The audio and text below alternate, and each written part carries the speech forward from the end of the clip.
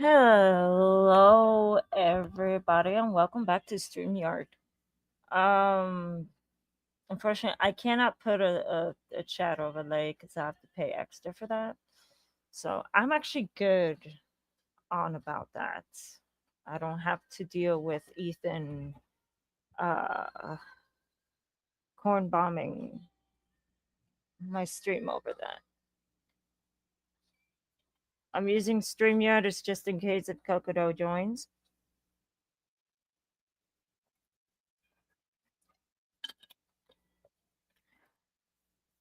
As you read my banner on the bottom, um, I'm doing good. How are you?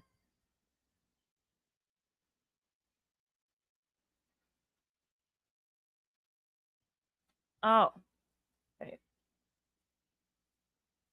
I'm sorry. I'm kind of testing something.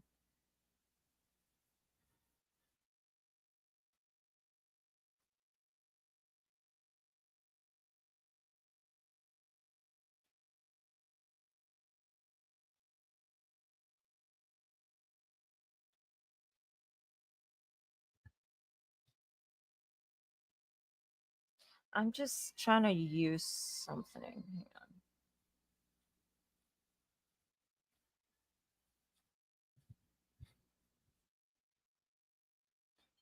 on.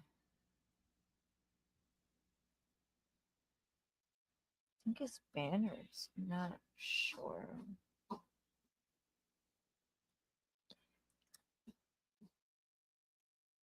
Oh well. I'll add something later.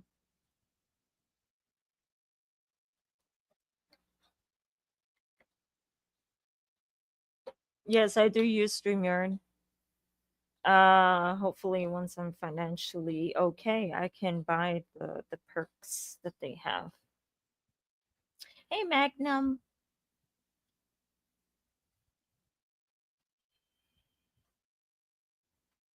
So I'll get started on the subject of the live stream in a little bit. Um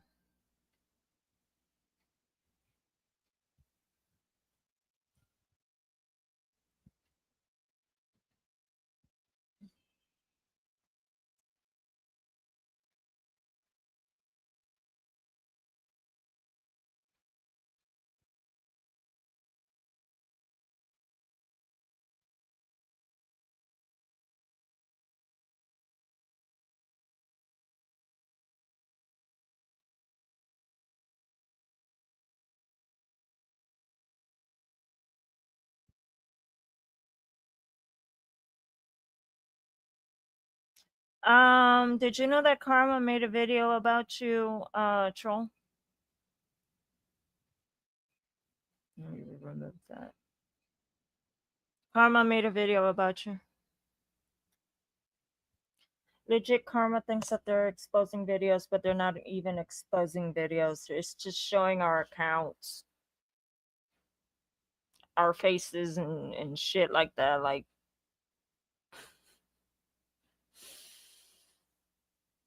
there's nothing new about that at all.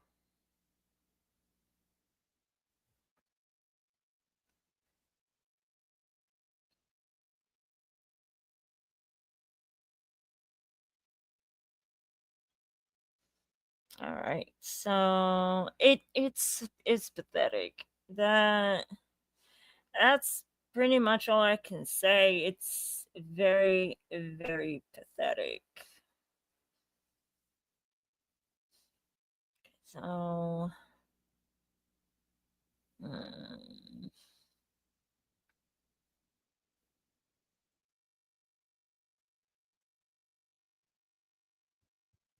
yep, that's a threat. He said, I think he's saying the N word, but he's like misspelling it on purpose. And go dice in a cave. That's meaning go die in a cave. That's a legit death threat. So before he deletes this shit,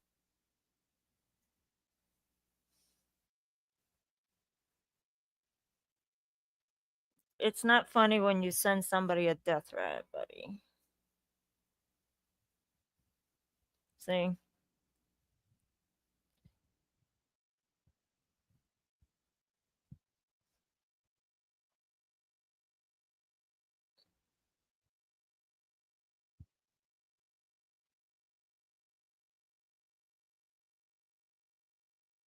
So it's just making videos of our page and stuff like that.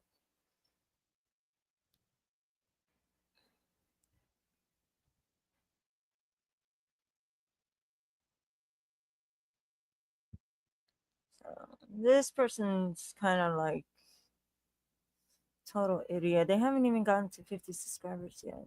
They need to get to 50 subscribers and then they talk to me. Um,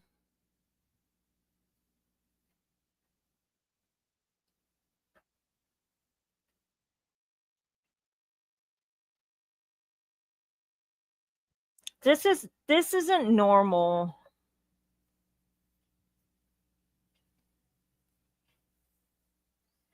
It's not normal because every day she keeps going and she's racist to her own kind. She's Mexican and she's racist against Mexicans too. So Daisy isn't pregnant. That's the thing. Daisy is not pregnant. I don't get why she keeps on claiming that, even though I don't know. These people are stupid, period.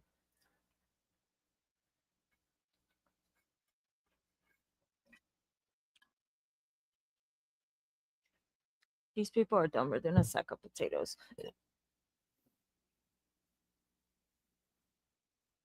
So I love SMG4.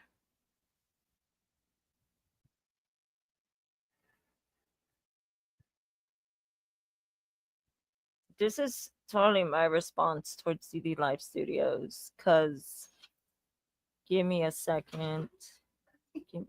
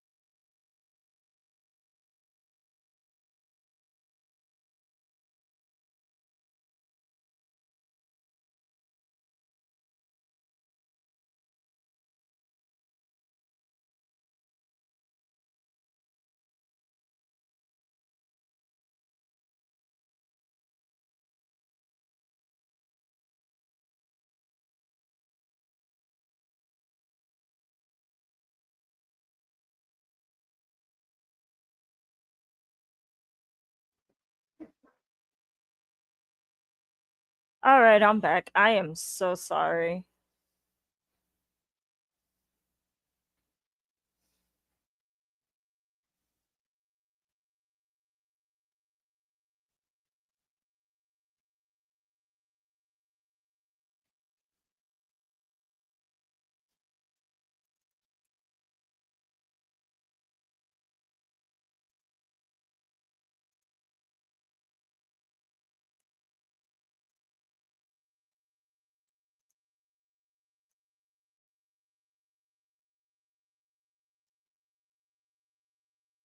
All right, I'm asking Cocodot a question to see if I can stream her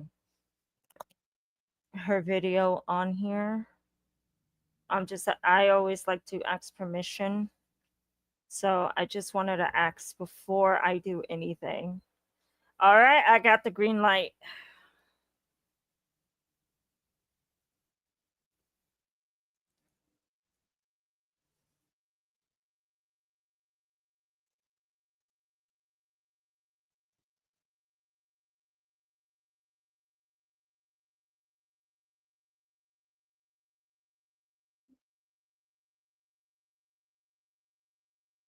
Alright, I'm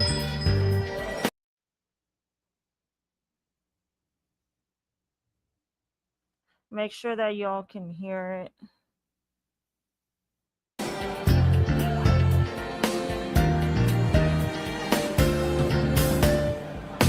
This video may contain copyrighted material, the use of which has not always been specifically authorized by the owner. Anything viewed in this video is strictly for the purpose of critique, Okay. Let me send the invite link. Hang on. To Discord.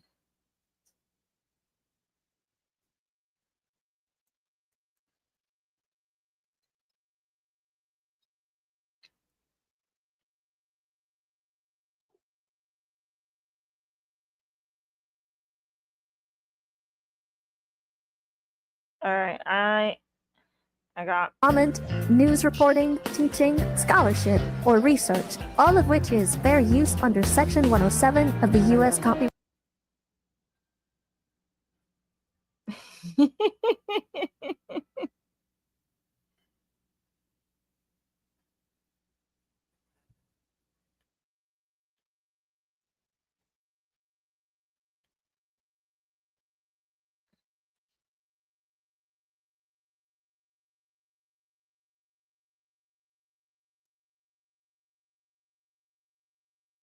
Act. If you are the copyright owner of any content featured in this video and believe your rights are being infringed upon, please feel free to contact us so we may resolve the issue. By watching this video, you agree to this notice.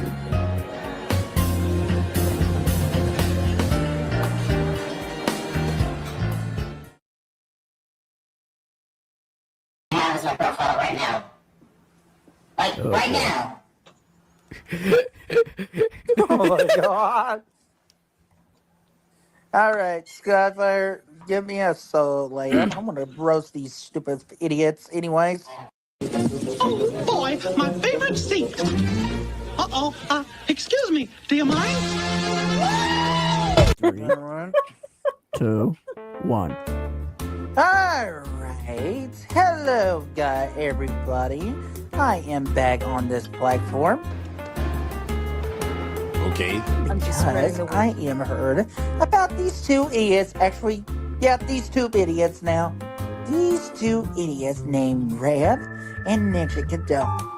Y'all are the piece of shit in my life! Oh, Josh, tell me more. So, if you, both of you, just back your freaking mouths off of your stupid platforms and your stupidness, this will not even happen, you son of a bitch! Aww, you little witty bitty Josh upset. Sounds like somebody's advocating for a little bit more of censorship. I mean, I guess I would be too, if I was exposed for enabling really terrible behavior on the internet. Thank God for freedom of speech and fair use, am I right, guys? And here's the reason, you two. Back off of my friends, Autumn, Skyfire, and Kyle, for no particular reason. Fair fucking use! Yeah. I love that phrase. And Fair also- fucking use. Don't go to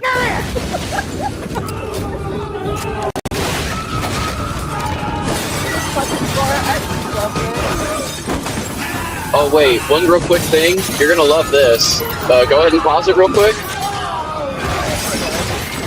What's up? I ended up getting a privacy strike today. Really? Yes, well, not a privacy strike, but a privacy.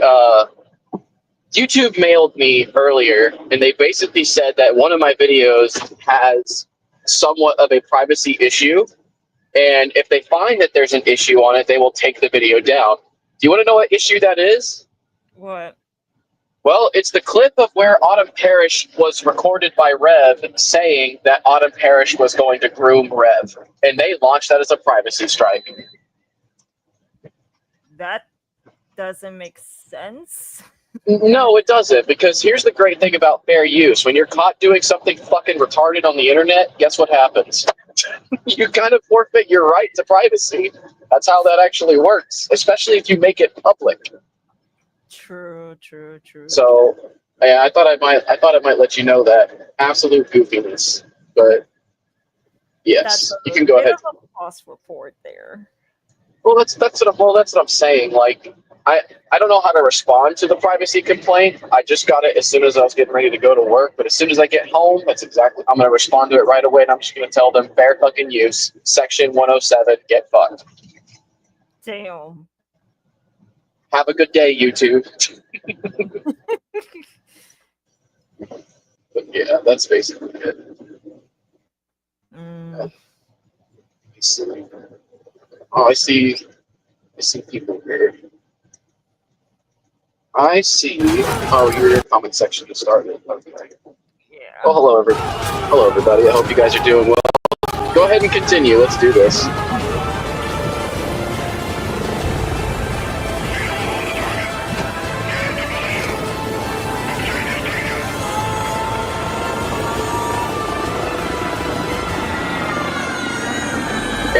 Okay, so my dealio with that was literally to demonstrate YouTube getting airlifted out of Neil's grasp. But anyway, yeah. Okay.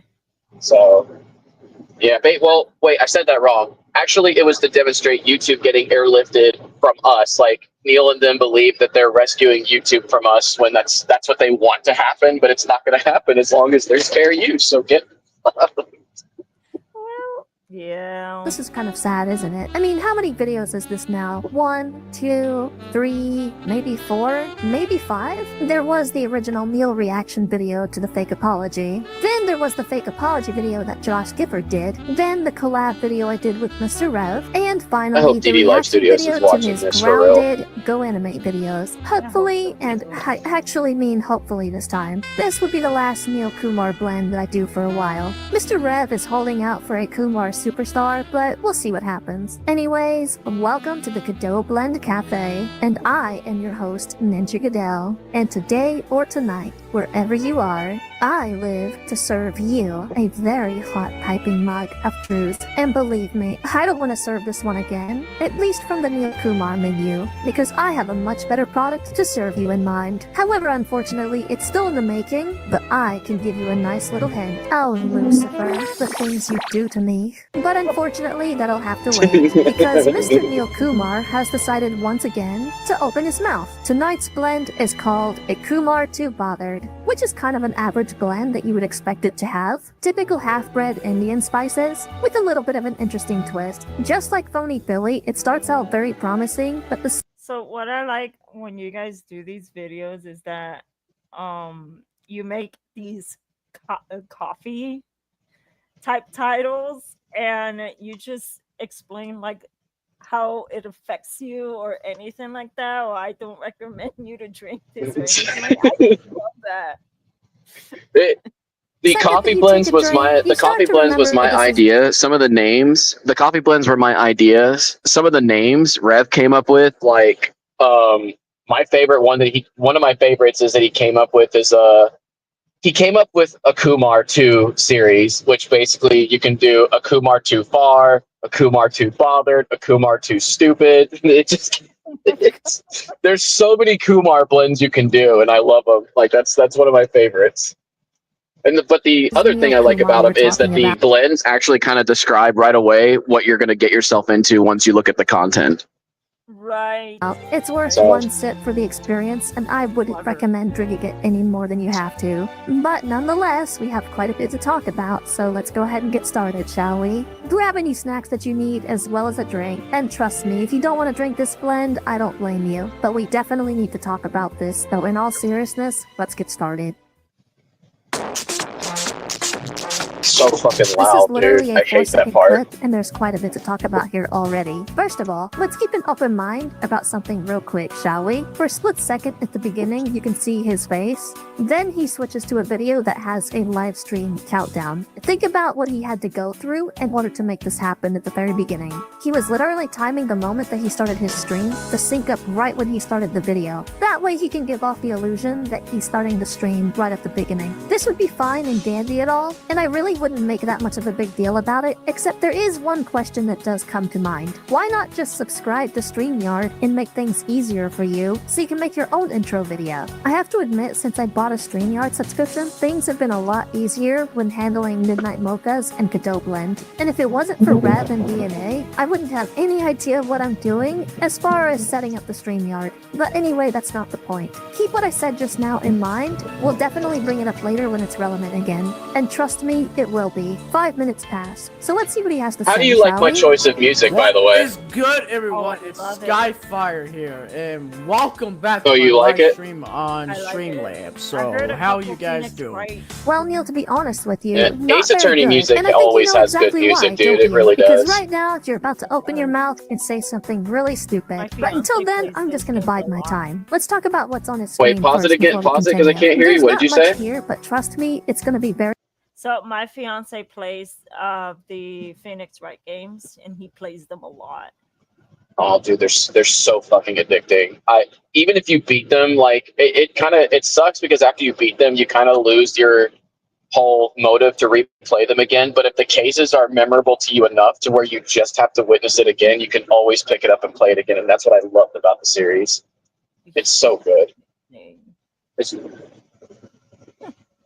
very telling for later. That number on the top left side of his screen is Neil's subcount currently, and the other window on the right is the Streamlabs chat, and it looks like he's enabled the YouTube side of it. Now, Godot, why is this relevant, you might be asking? Well, if you've known me for as long as you have, you know I'm a very detail-oriented person. It's kind of required to be able to find the truth, you know? Plus, not to mention, he's going to actually bring this up later, so I kind of thought it would be a good idea to get ahead of the game on this one to tell you guys what's going on. Also, I just want to remind everybody real quick that he's sitting here basically saying that I'm doxing his face, even though he's doing it himself. This is another thing that I need to remind everybody real quick. Once you decide to upload videos to your platform, you kind of lose the right to privacy, because things that you want to keep private end up getting revealed in the video, and it's kind of up to you to actually edit those things out. And well, if you don't do that, it's kind of your fault, isn't it, Neil Kumar? Who was it that revealed your information again? Your first name, your last name, and your address on top of that? Yeah, that's what I thought. So, we're gonna be like discussing about some shit that has been going on with Rev, Grooming, Ninja Godot, Inverto, Zexio, and Havoc. I might as well go ahead and spoil this to you right away. There's hardly any talks of Rev, there's hardly any talks of myself, there's hardly any talks of Inverto, or Zexio, or Havoc. But there is talks of DNA, which is kind of the antithesis of why I wanted to make this video. Because Mr. Neil is going to make a very outrageous claim later in the video, and I can't wait to see what you guys have to say once you hear it yourselves. Imagine spouting a whole bunch of nonsense with no proof whatsoever. Well, that kind of summarizes what Neil Kumar is in the first place, doesn't it? Let's move on to the next clip, because this one's going to be very interesting. did you Let's hear see what he has to happened say with about Jackson. Josh and them? Also, we're gonna be What happened? Well, I don't know if you noticed this during the premiere chat, but Josh was watching the beginning of the video, and he could only watch 7 minutes of it, and he was encouraging the rest of his audience to just ignore it, and then was complaining about the content of the video, and then he just ended his fucking stream. Literally, like the second he started streaming, I think 30 minutes prior, and then when the premiere of the video came out, he was like, I don't want to stream right now. I'll talk to all you guys later. I love it. Oh god. Oh, I'm welcome to having a Obviously conversation with him, but he's a coward, dude. That's yeah, he's a coward. They all run. Yeah, just like how when you all right, and just for those that haven't seen this video yet, wait until we get to the DD section, because I know that's exactly why Goddess is streaming this one. Because let me tell you, DD, you didn't just put one foot in your mouth; you put two in there. All right, go ahead. I'm talking sorry. about what Jackson has been doing. So, Jackson, here, we're gonna be talking about what Jackson has been doing. Jackson is the one who was calling my friend Josh a faggot, which is really offensive by that word. But you want to know what else Jackson did? She called Josh a fat crybaby. Like, what is wrong with you, Jackson? Because my friend Josh Jesus doesn't Christ, deserve dude. this kind of treatment. Oh boy, oh boy, oh boy, oh boy. I guess now we're gonna be stepping into the mud on this one, aren't we? Let's go ahead and do something that Neil forgot to do and actually talk about the real issue here. This is Faith Jackson, a 20-year-old female who would often participate in Neil Yeah, Kumar's she's streams. I something essentially else, dude. described her as second in command in my previous video about them. It's not entirely too uncommon for a 20-year-old to be hanging out with a 16-year-old, but it certainly is really fucking weird when you're sleeping with them on a One thing to point livestream. out, by the If way, this was my son, I would be beating his ass. Sure. do you know why everyone now has Neil Kumar's phone number? Why? Because Jackson leaked it, which can only mean one thing. Neil Kumar gave a 20-year-old woman who he is known is a child predator his own phone number, and then acts completely like. And again, this goes back to the whole thing where I was like, she basically went from Neil's second in command to punching bag, and that, you know, at every opportunity they call her like racist terms and everything, like really bad, terrible racist terms. And I'm just kind of like, I mean, I don't know why you guys are surprised that she would be giving out your phone number. Like, what do you think was gonna fucking happen? You think she's just gonna sit there and fucking take it? She's a predator. What do you expect? Come on, dude. All right, continue. I'm sorry. I just thought I'd point that out. And I would be getting rid of all of his electronic equipment for the rest of the year. At age 16, you're definitely expected to know Clover, better, but how I you guess doing, you can't really dude? rely on Mandy Kumar to do that for you, can you, Neil? Anyway, I'm getting really sidetracked with this because this is definitely a major pet peeve of mine, but let's go ahead and keep talking about Faith. Not only was Faith Jackson sleeping with Neil Kumar on a live stream, but it was later found out that Faith was actually in an intimate relationship with a 14-year-old child. Now, keep in mind that after Neil kept doing what they were doing for the past year, it was always me and Rev that was coming to his rescue and always making sure that predators knew their place before they kept trying to groom Neil some more. So this isn't the first time that Neil has encountered us, and it's definitely not the first time he's ever heard of child predatory behavior. Banjo-Tooie music for the win, by the way. Very surprised when he finds out about Faith having a relationship with a 14-year-old is really beyond me. Because if you look at all of his streams, he's known this for the past month and a half. And you know what's funny about that? He only started giving a damn because Rev and I brought it to his attention. And interestingly enough, he already knew Josh Gifford at this time. So guess who else was sitting on that information? Josh Gifford himself. And only then did he decide to give a damn when me and Rev brought it up to them. Now let's go ahead and talk about the rest of the clips since we got the Faith Jackson explanation out of the way. I don't know why Neil is complaining about Josh being called a faggot when Neil has definitely said a lot worse. He blatantly calls everybody the N-word and literally yells the N-word at every chance that he can. And I'm not talking about like the GS sound, like nigga. No, I'm actually talking about the one that makes you reimagine yourself in the 1800s, working on a cotton field, waiting to be rescued by freedom fighters. And he says it so nonchalantly, like he doesn't give a goddamn. I'm gonna mute for just a second. Keep playing. Word is that he's mixed. But guess what? There's just one little problem with that. Does the name Daraj Kumar sound like a black name to you? And that's not me being racist. I'm legitimately asking that question because one look at Mandy Kumar and one look at Daraj Kumar definitely suggests that there is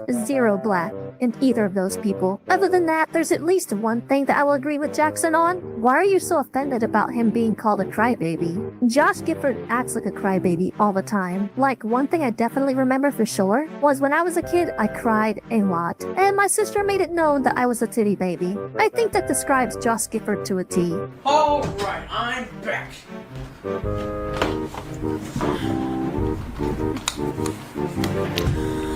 Oh my gosh, I was really busy, so who is texting me on message?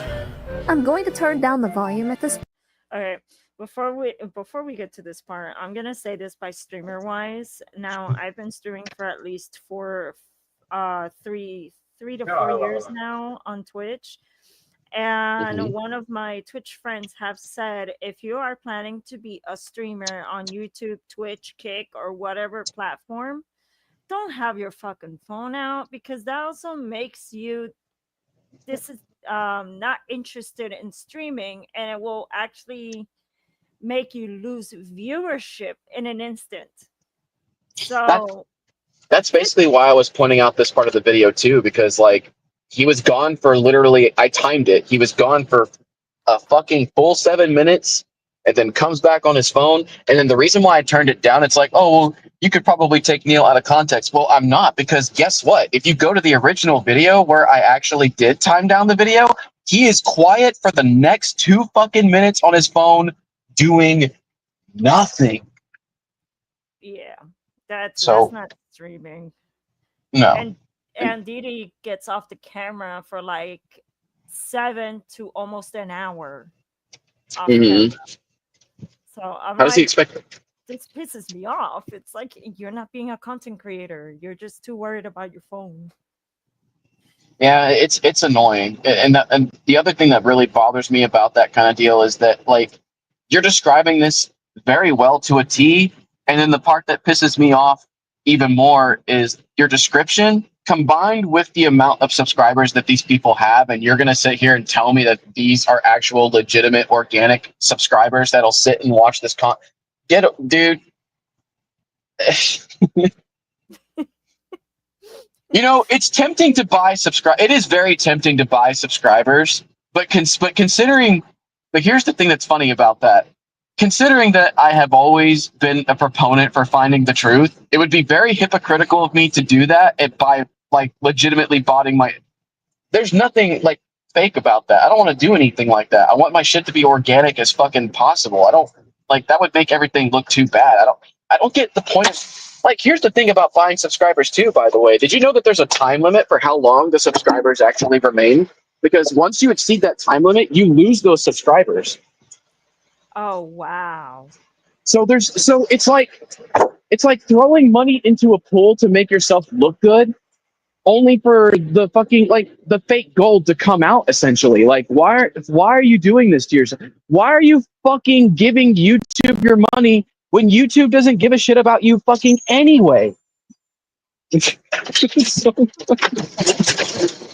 I guess people aren't gonna figure that gimmick. I mean, Neil, here's the thing about Neil, and I know I keep rambling and I'm sorry, but like this is the part, like, but Neil never has to worry about that. And the reason why he never has to fucking worry about that is because his parents are rich.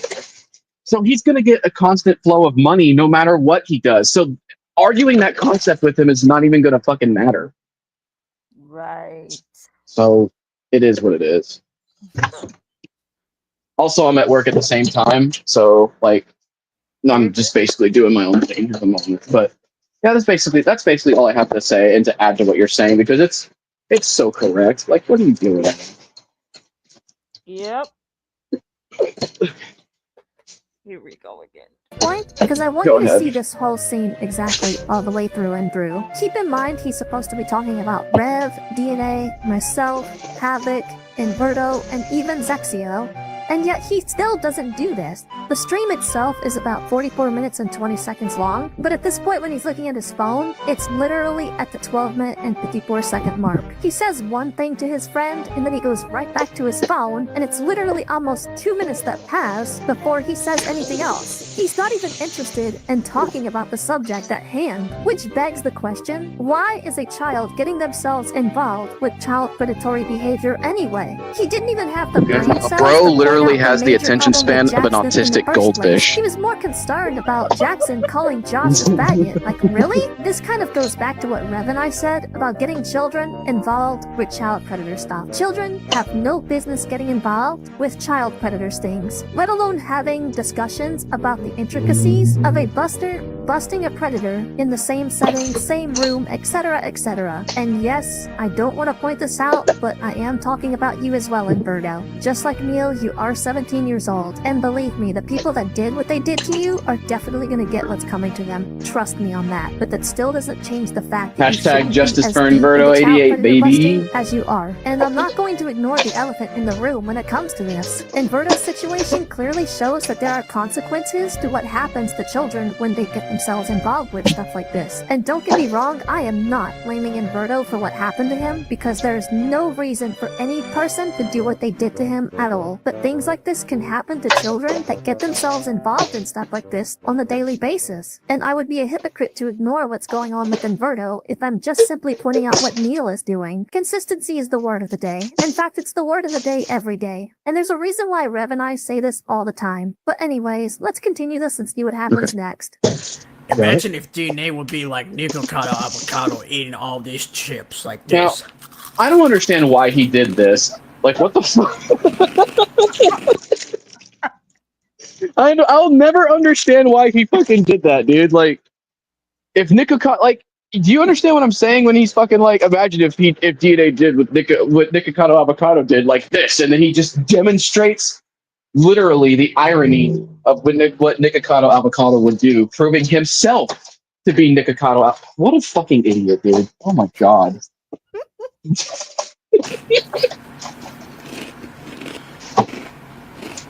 Hey, DNA, stop eating so much chips. Okay, I'm not gonna lie, this is a little bit weird, even for me. I've been on the internet since I was around 10 years old, and I've seen a lot of things. For a moment, I kinda forgot that Nicocado Avocado existed. Wow, that did not translate well in the voice changer, did it? Anyways, one of Nick's earliest controversies was his weight. This is it? By the way, that's not me fat-shaming him. His weight literally was one of his biggest controversies, because he always went on camera doing stuff like this. I actually remember this video very well, because this is the first time I ever heard of Nicocado Avocado. August the Duck is the culprit. Damn that little white duck, always talking about amazing things. Well, amazing for a better word at least.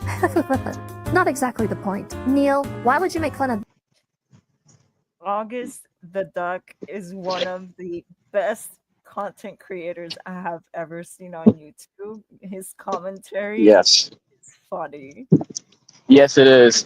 My girlfriend is the one that actually introduced me to him. You know, my first fucking videos, the first set of videos that I ever saw from August the Duck when my girlfriend showed me who he was Jack's fucking cooking videos. I do plan on reacting to those eventually because holy fuck, those are bad. They're so funny. They really are. Ugh, good DNA guy. in a Love August the scenario Duck. where he literally acts like Nicocado Avocado, and then demonstrate for your audience full force what Nicocado Avocado would actually do. You kind of look like you have egg on your face when you did that. By the way, that's an expression. Don't take that very seriously, because I've seen what you can do with alls and bowls of ice cream. If you keep eating unhealthy like that, you're gonna end up looking like what Nicocado Avocado used to look like. Anyways, he's about to talk about his subscriber count, so pay very close attention to what's about to happen. Keep in mind the little details that I told you about earlier. I have a question to ask you. As you guys know, Sure. What did you think about the objection voice clips? That was good. That was actually Those are- really good. Those are cute. I'm not gonna lie to you. Those are very cute. I love them. And Cocado is very likable. I love Cocado. I love it. I now have a subscriber count right up there. Let's see if the subscriber goes up. I see that. I see the map too. Thank you. I don't know. We'll have to find out. How doing?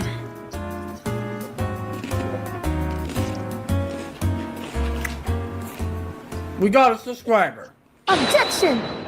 What an interesting I tale love we it weave, so much. Neil Kumar. I don't know if you realize this, but you just introduced us to a new possibility as to how you're getting new subscribers. Besides, you're tech savvy, aren't you? You seem to know the basics of how these things actually work. So let me lay it out for you. There was quite a bit of time when you were How you silent, messing around with your phone, then I'm suddenly you decide to bring up your subscriber count. You then say, and I quote, "Let's see if a subscriber looks goes crazy. up." I don't know. We'll have to find out. Then, right at the penultimate, when your subscriber count does go up, you then say, "We've got a subscriber." Now, let's make things very interesting, shall we? Because I can already feel the truth surging through my veins. The video that I'm reviewing now took place 1 day ago, and for By the way, specifics, Goddess, this was June 12th, 2025.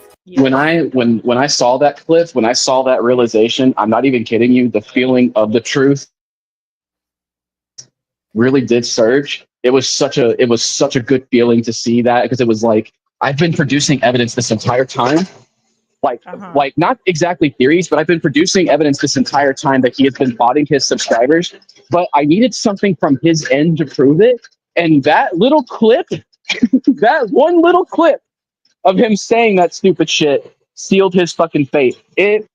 Dude, I'm not even kidding you. And I know it sounds like cultish behavior because it's like, oh, he keeps talking about the truth. You don't understand. When the truth actually is the fucking truth, having that feeling surge inside of you is one of the most amazing feelings you can. It makes you want to fucking jump and fly, dude.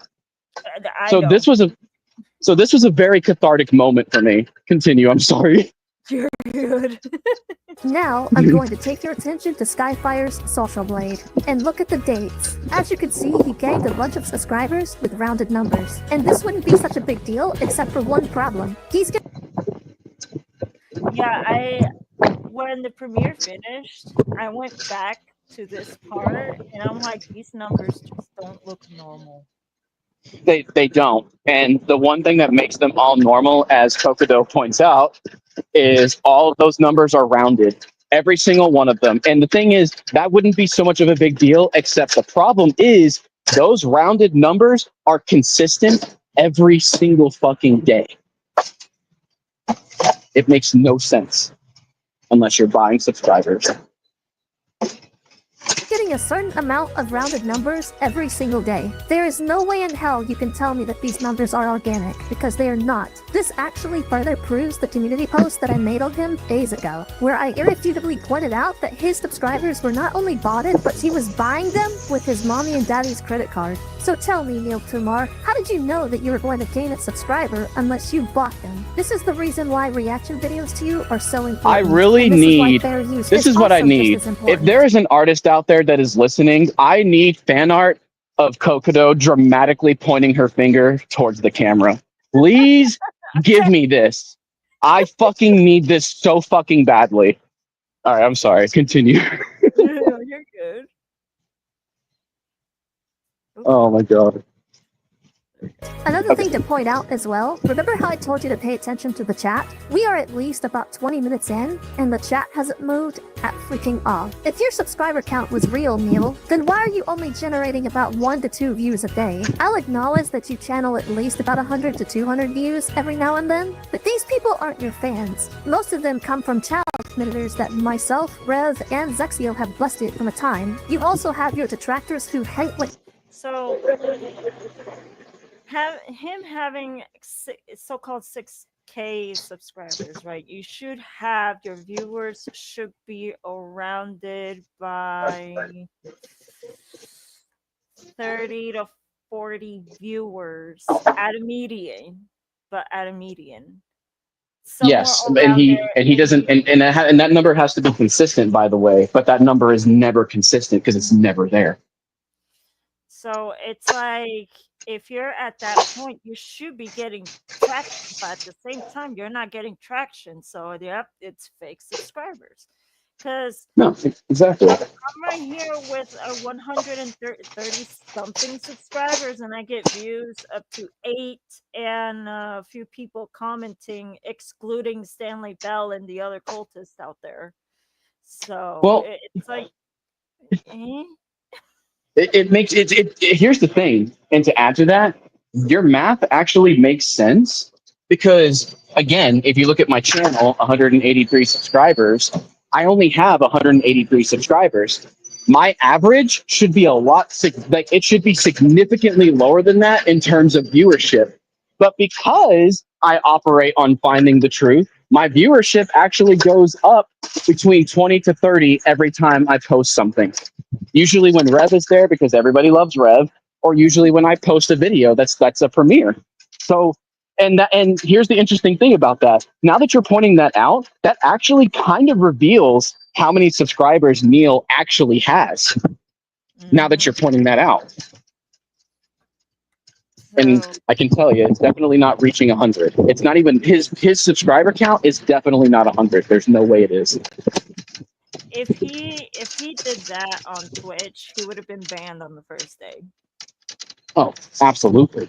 So, because yeah. Twitch doesn't allow botted followers. One of my friends was accidentally bombed with bots that followed her account. It's basically to force Twitch to ban her account. There's actually a way to do that. And then she had to remove a total of 1,348 bots from her account. So, legit, if you done this on Twitch, you would have been banned. That's so weird. I don't. That's another thing too, by the way. I don't know if you were there for the Aiden stream, but Neil crafted a Twitch. He literally crafted a Twitch, and ready for this? Just to follow Rev. And how do I know this? Because the day that I advertised the Aiden stream, which was the 3-hour stream where everybody came together and basically said, "Let's go, Inverto, fuck Aiden." Guess what? Yeah. I enabled sharing on my stream.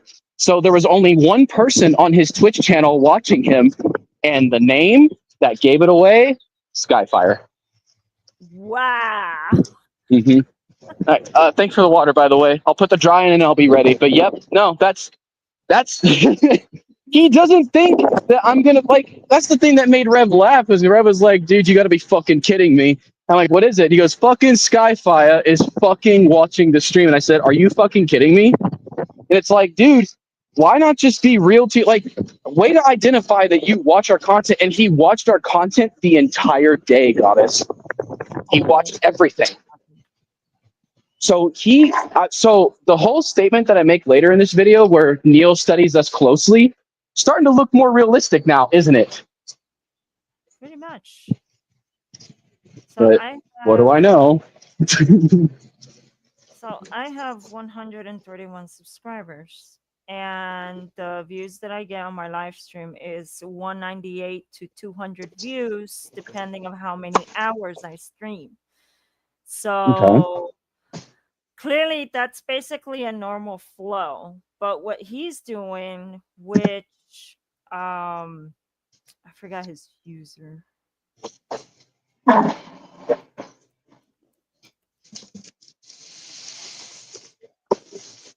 There you go. Oh, I found it. And 1 second, real quick. Would y'all mind if I leave this here? Since it's not, I don't want to block the way. Okay, that's fine with me. Makes no difference to me besides this. Excellent, excellent. As long as y'all can get around and I don't destroy y'all's product. I don't want to do that.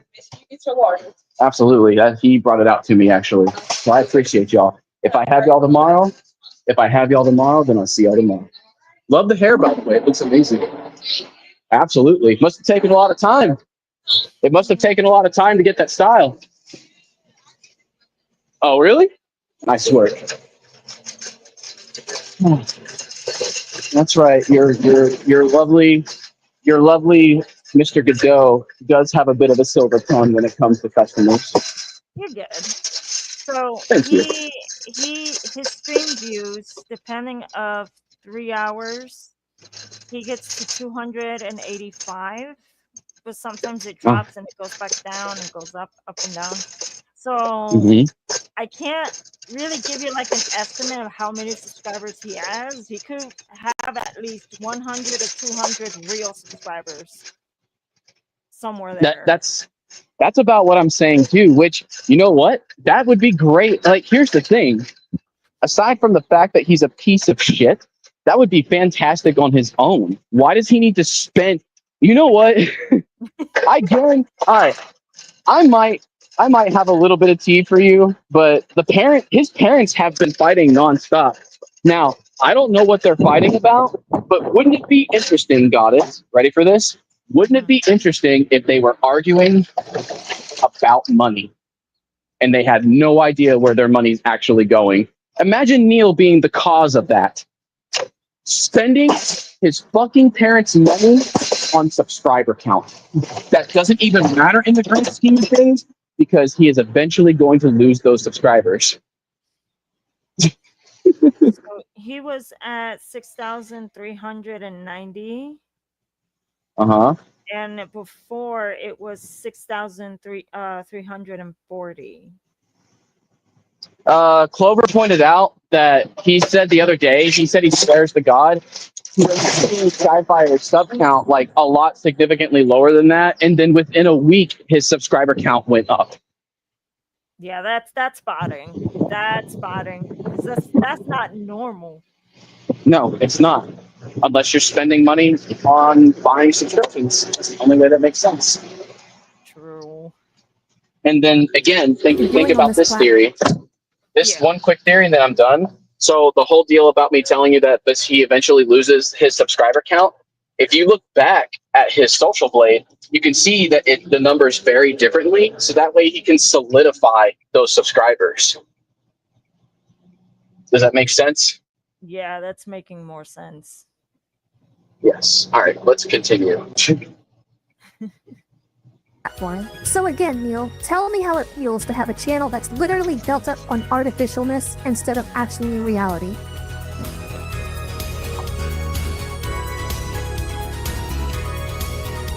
Oh, I didn't even see. Wait, I didn't even see Mayor Too Crazy. I didn't even see him in my chat. Mayor, that's funny because I didn't know your YouTube name, but your situation with Didi and Human Azar, it is mentioned in this video. Yeah, it is. All right, yes. So that's all I was gonna say. You're good. Okay. Kayla Vlogs gets on my last fucking nerves. There isn't much to say about this. Yeah. So right now, Didi and Karma are having a fight with Karma. I mean, they're having a fight with Kayla now, and they just completely forgot about all of us. I'm like, It's okay. Oh, it's okay. For the people that are here in this chat, when Didi's section does come up, I want you guys to make sure that he completely sees it. I want him to fucking see it. I really want him to see it. Oh, he will see it. Quick, but I am gonna point out one thing that's very interesting. If Kayla Vlogs gets on your last fucking nerves, then why are you subscribed to them? It doesn't make any sense to me at all. This is kind of a pet peeve of mine that I am going to point out about Mr. Skyfire, who says he can't stand the side of me, or Rez, or DNA, or Zexio, or any of these people, but if you go to his YouTube channel, like right this second, you're going to find that he has a sidebar filled with people that he hates a lot. Poison Ivy at least makes sense, because she's a child predator too. She had intimate conversations with at least 2 children, wanting to break their boners. These children were at least 12 to 13 years old, by the way. Yeah, But then big you see weirdo. Rev on here, and I'm just kind of like, why? Rev has been nothing but respectful to you. He literally got your child groomer off the internet. Then you see Purification Order, which I've never heard of this person before, but after I went to go look at their community post, I think I might have a feeling who this person is. Pause Surely it for a it's not the second. same 18 I know who that is. Yeah, I know who it is too. I know who's in this chat, and he's in this chat now. And if you are still here, congratulations. I'm not going to mention your name as badly as you want it, but you know who you are, you piece of fucking shit. Continue. year-old that got 16-year-olds involved and confronting child predators? No, not at all. Or the same 18-year-old that got Andrew Hamilton busted, which kind of made you think that maybe he understood the efficacies of decoying when he actually doesn't and went after an innocent man for stupid tweets. But that's another argument for another day. I can see why you added him on this list. He definitely deserves it. Then I see Inverto 88 on here, and I guess he makes sense. I mean, he only called you out on your stupid hypocrisies, a fellow 17-year-old, by the way, that Neil felt the need to find his face so he can produce it to his predator audience. Absolutely fucking horrid. Then I see Zexia on here, which, don't get me wrong, him and I don't exactly get along, but I am gonna point out one fact. I think I've only seen you have a conversation with this person one time. There's no reason for him to be on this list at all, unless you're upset that he exposed DD Live Studios, which still doesn't make any sense to me at all, considering that DD Live Studios had a naked picture of a 12-year-old child on his computer. So you're going to hate another child predator buster for doing his job on the internet? I guess it makes sense that your friends are only child predators. Then you have yours truly, the lovely Nicocado, which definitely makes a lot of sense, considering that you and I are always going to be at odds. I mean, one person has to be able to tell the truth, right? Because we both know you hate that, don't you? I'm certainly glad to be on your hates a lot list. Then, you have Neo Girl Extra, which is another tuber that I've never heard of before, but after looking at her channel and looking through her community post, it looks like this is Laxer's ex-girlfriend. You know, the one who's dating Jackson. Then there's Havoc Network, an individual who was with us for a little while, exposing Neil for all the times he was using the N-word. He was also with us when we were exposing Brianna Seymour, which again, I guess that makes sense considering the context. He wants to bring her back on the platform for some fucking reason, but whatever, I guess. Neil, I mean, not Havoc. Then here's a name on here that doesn't make any sense to me at all. Why the hell is Jirai on this list? She hasn't spoken to you once and has literally done nothing to you. She's been minding her own business, keeping up with artwork and hanging out with Rev. Oh, wait a minute. That's what it is, isn't it? So because she hangs out with Rev, that's the reason why you hate her? Have you actually even sat down and tried to talk to her for once? Oh, but don't do that, Neil Kumar, because we've seen what you can do when you're trying to talk to a woman. Or even a girl that's your age. That girl that you doxed at your school. How's she doing, by the way? Fucking fat idiot. Speaking of women that you're trying to dox, Deserves it. He seriously deserves it. DNA's freaking wife. Now, I'm gonna hold off on what I have to say about Danny, because trust me, it's gonna be very relevant later to what's gonna happen next. The final person on this list is Square Boy, and I have no idea who this is. I've dug through their channel, and there's no way for me to really identify who they are. But whoever this is, I'm pretty sure that you're on his hate list because you're a lot better at Friday Night Funkin' than he is. And if you think that's a petty reason, trust me, that's not even the start of what describes Neil Kumar to a T. But we're not exactly done yet. Let's look at his neutrals real quick. I've seen Midas D-Side GF on his streams sometimes, who sounds like a child. Okay, so I just checked Skyfire and he just put Jackson on the hates a lot list. Did he? Oh, did he really? Yeah. Interesting that he did that a day later. I wonder if he did see this video. Maybe? Fucking, well, even so. Well, here's the thing. Even if he puts him in the hates a lot list, his logic still isn't fucking good. You'll see what I mean. I'm pretty sure you know exactly what I'm trying to say. If a person that's dating a 14-year-old while they're an adult ends up in the hates a lot list, then what the fuck are all these other people that are in your best friends list still doing up there? I don't know. It's not my list, so I don't know. Close to Neil's age. What's up, Bill Barry? But then I see Jackson right next to Midas, and I'm just like, what the fuck? So I guess a woman that's 20 years old fucking around with a 14-year-old is just neutral to you. But every single person that's on your hate list, your detractors, are way more terrible than she is. And I guess they're more terrible than your all-time good friends. Brian Shimmer, who's actually Josh Gifford, the guy who defended to the death 3 child predators, California girl who sent nudes to a minor, Saphira the cat who made an outrageous claim about sleeping with a 14-year-old in a sleep call, Akita the fat pig bitch, who, without actually knowing it or understanding what she's doing, is literally advocating for victims of child grooming to be gone after and constantly harassed, saying that them being groomed is their fault. Then Kyle Afton, who I don't know too much about. I'm sure Gifford is sexualizing this character, which is kind of considered as ophelia because this character is a pony and does not have a human form. It's hard to say because, like, I mean, if you look at my characters, my character is a bandicoot, but she's like, but she has a set age. She's 22, so like when I look at his character, if he hasn't set an age for this person, I guess the age is up for interpretation. But then again, that's not our fault. That's his. Yeah. That's so. True. Yeah, but I get what you're saying. I get what you're saying. Oh yeah. It's because this individual named as Green Fox Production, we recently caught him for liking cub porn, and okay. To be honest, when I was in my early years of TikTok, he used to be my idol, and then when this truth just came out of nowhere type thing, I was like, I told him, do not contact me, do not do anything. If you try to contact me, I will get the cops on your ass. Wait, So, which person are you talking about? Green Fox Productions. He's currently a registered sex offender. Jesus Christ, I didn't know that. So wow. he had a wallpaper that it was, I think it was Fluttershy and Rainbow Dash on mini skirts, like on a Japanese schoolgirl kind of outfit, Mm-hmm.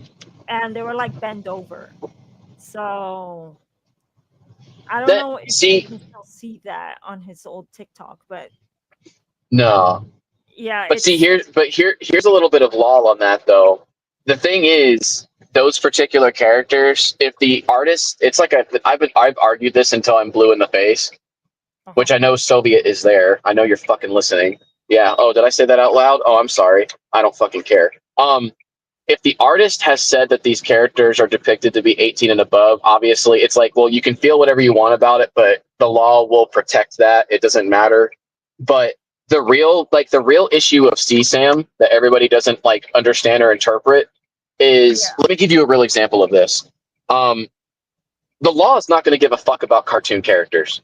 Oh no, Now, no. now, if you draw a cartoon of Donald Trump's son and you identify that character as Donald Trump's son and you draw them in sexual scenarios, the child, by the way, that violates CSAM and that will get the FBI to come after you. Like, that's what CSAM basically means. So the drawing, whether it's in anime form or not, has to be a depiction of a real person's child. Does that make sense? Yes, that makes sense. But like Yeah. after that, I just didn't, because I follow My Little Pony as ponies, not humans. Because I'm a Yeah. sketch artist. I used to draw them a lot, not anymore. I don't do NSFW. I don't like those. I'm actually asexual. I do not like none of that. But if somebody sends me an NSFW type comic or something like that, it won't bother me. I'll just probably block you. But um Which makes sense. I only go by them in the pony form. I don't like seeing them like in human with tits, hips, an ass. No, I just like how That they look like, and that's it. that never really bothered me though. I mean, I think the equestrian girls are fine. I think they're okay. I mean, it's like I said, it's an artist's interpretation. I am curious about how that era started though. I don't know why. Like, how did that even happen? Whose idea was it to do that? Because So that kind of inspired a lot of people to go a little bit crazy in the NSFW department. It's yeah, just yeah. we will not go there. Please don't. It's probably not you. You know what? Actually, I do plan on doing a Midnight Mocha's episode. Actually, organized. I don't really organize those episodes often, but I do plan on doing one about porn addiction. So, like, that'll actually be an interesting subject to talk about. I might actually cover that. I'll Would be definitely nice. watch it. Good. It would be not like if you can give me some knowledge on it, of course, like what the whole issue like with it is. That would really benefit the episode a lot because there's all kinds of addiction that falls into that category. So having some information from people that are watching will definitely be very helpful. All right, I'll help you on that. Sweet Some sauce. sources definitely got caught messing around with some children in an RP fashion. Then there's Killer Reaper, who I know nothing about. I hope Kyle Or maybe Afton I is do seething and you right go now. under a different alias. Oh, Comment below yeah. if you can tell me who this is. Then there's Savannah Barr, and don't even get me started on this bitch. Takes the sonograms of multiple. Okay, let me explain this. So I saw one of her shorts, and it was baby feet, and legit, I thought this baby was real until Soviet told me that's a doll, and I'm like, that's a doll. It looks so real. So I'm like, does she get herself like those very expensive silicone babies that you get them online, that they look like Um, real type things? it is creepy, isn't it? Oh my god. And then she's Like, like, well, I yeah. go into little space, and I'm like, girl, you're not age regressing. What you're doing is adult play. age regressing is totally something different. You're just doing adult play because you have the binky, you have the diaper, you're taking babies' names and sonograms of dead baby. Yeah, no. That's Yeah, kind of well, sonograms of children that aren't born yet, but pictures of like babies that have passed away from different family, like in the intricacies, dude, of that, dude. Like the research that was done to identify who these children were, like these were used through an obituary website. And once it was found out that that's what she was doing, we were like, yeah, no, what the fuck are you doing? What are you doing? Why are you like this? And then she was like, "Can we be friends?" Because she went on one of my gaming live streams, and I'm like, "I'm not gonna be friends with the person who takes dead baby names to put them on dolls." No, and by the way, every time I see that picture, I wish I had a different picture, the one that's on the screen right now. Every time I see that picture, I feel really gross. Like it's disturbing. It's fucking disturbing. It's disturbing. It is. Multiple women's babies, makes very wild claims that they are theirs, then takes baby dolls and names them after dead children that are actually real children connected. Actually, I think that she could be these mothers that they don't conceive, but then they find another pregnant lady and they just like, trigger warning. They like grab a knife and cut them open and then steal a baby and run off. Yeah, that's, you know, the way that you're identifying that, the thing that comes to my mind, like I hate saying this sentence. It actually makes me want to throw up. But let's humanize her for a second. But this like these mannerisms that she has, you can tell that she has an overwhelming desire to become a mother. It's plain as day. But the way that she's going about it is, it's not healthy. I don't know who the fuck her parents are, but and to prove those points that I did make in that video, I wish I could prove them to you, but she deleted all of her videos that had the proof. Yeah, I know. So interesting how that works. It's like she's self-aware of it, but she still has a picture of herself with the binky back. God.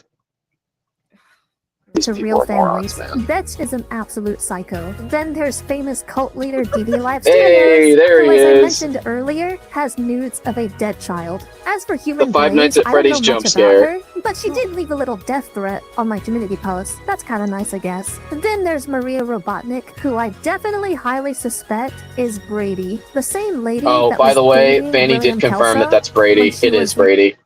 Oh no. Yeah, the 13-year-old girl that the second that she turned 16, this 30-year-old fucking weirdo started dating her. Met her when she was 13, by the way. Like, why? Oh my god, dude. Fucking, it's so fucking weird. It's so weird. Why do these people? I don't understand the attraction. They're not even developed. What the fuck? It's so weird. Alright, I'm sorry, continue, Literally I'm sorry. 16. By the way, it didn't start like this. William Kelso met her when she was 13 and has been heavily grooming her right along with Brianna Seymour and fucking Prime Sonic, also known as Pablo Puzales. Then, the very day that she turned 16, she immediately started dating him. By the way, this is a 30-year-old man. As for the other people, I don't know who they are, but if the three of you are around Neil's age and actually have some common sense, heed my warning. Neil Kumar is going to get you in a lot of trouble with these child predators. He's already done it to an innocent 9-year-old, and he's done it to an innocent girl at his own school. Run while you can and get the hell away from this person. Alright, that was really long, but it turns out this was actually kind of important to cover. Going over these people that he likes, dislikes, and has a neutral standing for is actually really important in the grand scheme of things to truly understand how Neil Kumar thinks. He really truly believes that child predators are saints, which is why, thanks to Josh Gifford by the way, these people seek refuge under Neil Kumar's channel because they think a 16-year-old, 17-year-old boy is going to protect them from us. What a shocker, Josh Gifford. Neil is literally becoming everything that I said he's going to become because you keep enabling him. Who would have fucking thought? Okay, there better not be any trolls watching my stream because, We have a lot of trolls out there. You cannot be talking. By the way, just to clarify to you, Neil, YouTube is a public platform. You're gonna get haters, you're gonna get trolls. Come on now, and you're supposed to be smarter than me. I've been on the internet a lot longer than you have. Yeah, but he doesn't care though. He doesn't give a shit. He really, really fucking doesn't care.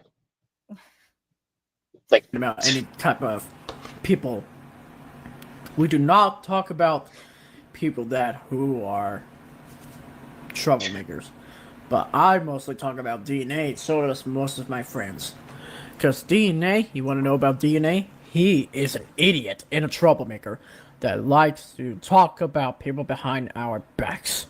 Interesting statements, but I have a few issues with them. First of all, the trolls that show up on your channel, your comments section, and your streams too. These people are showing up, not because of us, by the way, but because of the people that you have on your panel. Every now and then, you'll usually have at least 1 or 2 people on your streams who are at least around your age, which obviously is okay. But then you'll have child predators that Rev, Zexio, and I have encountered and documented very well on Discord. I've already covered who these predators are in Robusta Retardation. But to be honest with you, I'm not exactly sure if I've covered all of them, because every time I've lurked in Neil's streams, new ones seem to show up.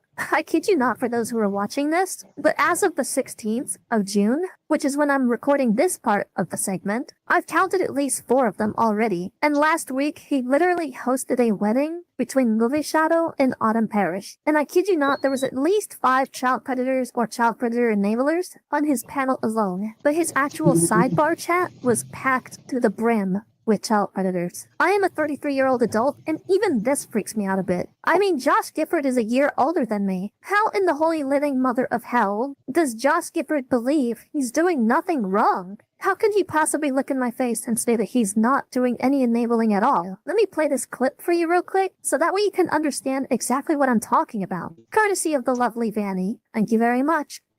Alex, if you don't stop, Guys, I swear to God. Guys, What is it? Jesus. guys. What? so fucking disturbing. This is probably the most disturbing My daughter I've is ever a girl, not a recorded this freaking part, guy. and it's so beyond disturbing. I hate it. So I heard, I don't know if it was from DNA or I don't know if it was from you, but one of you said that Josh Gifford has DID or something like that. Because apparently I heard somebody say that he has an alter named Earth. I don't know how the fuck that works. I have DID. And I'm confused I've never heard of that.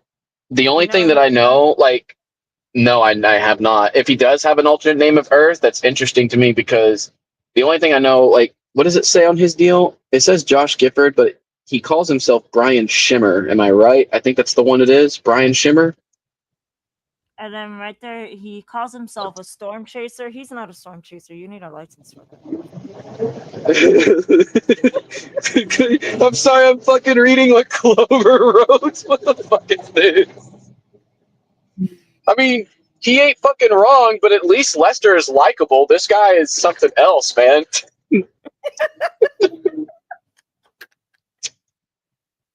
Josh grown as man, but he act like a teen. Okay, so for this content that's popping up, I know a lot of people thought that this was funny, but I guarantee you, if you give this to an actual like psychologist, they're gonna look at you and be like, "I see nothing funny about this," and it is funny, but at the same time, it's so fucking disturbing, dude. It like I had to watch it again, and I was like, you know what? The music that I had originally for this isn't good. I need something else, and ironically, the music that's playing right now is called the KG8 incident, renamed Predator Talk. So there's that. Yeah. Give a response to the Drive Studios because this is a public platform and it's called free of speech. Go back to school. Actually, let's be nice to Blazing Hot Magma. Let's be nice to them. Stick around for the next 20 minutes because everything that DD has done will be coming to light. So, yeah, just do that, please. I'm begging you. Don't and nobody be mean to Blazing. Everybody be kind and respectful to them. It's still massive. I know. Yeah. What is it? Fine, I'll be nice. the thing. The low taper fade is still massive, Who dude. gets in? No. Are you mad at me, Josh, Josh? did you know the low taper fade meme is still Now, massive? that's the part that concerns me. so Why would he massive, feel the need to ask? Why would he feel the need to ask Josh that? Are you mad at me, Josh? Well, you didn't even look. This is the one time I'll defend Neil. Neil, what? He didn't even do anything. Neil literally did fucking nothing for him to ask that question. So, like, Right. has he been mad at? So has he been mad? Like, has Josh been mad at Neil before? Yeah, once. I think if you look at the community post from a couple days ago when I believe when he brought Movie Shadow, I'm not sure, so take it as a grain of salt. Apparently, he was losing all his friends at some point. So I don't know if it's around there. So I am not fully sure. Let's see. Give me just a quick second to talk to the driver. How did that happen? Like, how did that even come on? What? I'm sorry, my dry packaging, like, I swear to God, if there is a God out there, he's doing some mysterious things. He almost tried to make our dry product tip over, which would have been fantastic. Who loves oatmeal milk going over the floor? That could not be God. That could be possibly Loki just messing around. Well, Goddess, tell your fucking brother to stop being crazy. One quick thing, real quick, and then you can continue. Just gotta ask the driver. This is stop 3, right? Yeah. Okay, got it. Huh? You don't do stop 2. That's okay. Gotcha. All right, continue. I just have to make sure that I don't fucking do this. Hold on. I'll remove Clover for a bit. Anyway, what is it, Josh? Jackson, one more thing. One more thing. Clover, your presence in this chat, and I'm not hyping you up just because I like you and everything. I'm hyping you up because your presence in this chat might have revealed more of the truth about Mr. Gifford than you actually think it did. That's what I gotta say. All right, continue. My bad. What happened now? What happened? So I'm gonna get a drink real quick. I'm gonna keep the video playing, so I'll be right back real quick. Okay, go right ahead. Call me a freaking 8-year-old. What? You're not 8 years old. Wait, how old even are you? Sounds like he's about to take a shit. Josh, how old are you? 30s? In my middle 30s? 34. Bro. Thank 34? you. Just a quick thing to point out. Why did he say mentally in his 30s? Why wasn't he just honest about his age? It's so bizarre to hear him only tell a half-truth about this instead of just being honest about it. Let's continue and see what happens next. Years old. Alright, sorry about that, Clover. Clover, you pissed me off. I'm sorry to hear that. Well, don't cry, first of all. Are you in a safe spot right now? Are you Wait, what happened? Josh, what happened? Sweet sauce. Clover, that's why he's on its freaking mood to me. Okay, well, don't cry, So first of all. Are it's you so in a fucking safe spot? disturbing. It's so disturbing. Whoa! Don't do that! Don't do that! Sorry. Okay, well, have you contacted the proper authorities yet? Stop, Clover. Whoa! How quickly Neil behaves to Josh is Did I say insane. something? Let me It's creepy. Let me speak! You weren't even speaking in the first place. Let me talk. Clover, please say sorry to John. Okay. For the person that's saying furries rise, one, I am an ex-furry. My masks are retired because Wait. Didi kind of ruined the fandom for me. So I have no plans to go back in the fandom until Didi is kicked out. So my masks are not for sale because if I did sell them, they will be $85 to $100 a piece. Wait. Yeah, take the Clover. Take that Clover, you piece of... Are you one of Neil's viewers? Are you one of Neil's followers? Most likely. What is this, dude? Come on, man. Very much. Why are you doing this, dude? Why can't you look? It is about it's about Diddy too. Everybody that Neil has associated with is in this video, and yes, Diddy Live Studios is in this. So I don't. Just have to get to it. What the fuck, dude? Like I just had to. Well, he confuses me because he's like, "Who are you to give a response to Diddy?" Then he turns around and goes, "Oh, well, I thought this was about Diddy." And then he turns around again and then says, "Oh, well, take that, Clover, you piece of shit." What? Okay, I can't tell if they're joking or if they're being serious. If you're joking, I'll apologize. But if you're being serious, dude, stick around. I would love to have you here. Please stick around. I love talking to the opposition. I'm sorry. Jesus. Sorry, I got a cold. Please say sorry to Josh. Thank you. Josh, It's a cold, don't worry.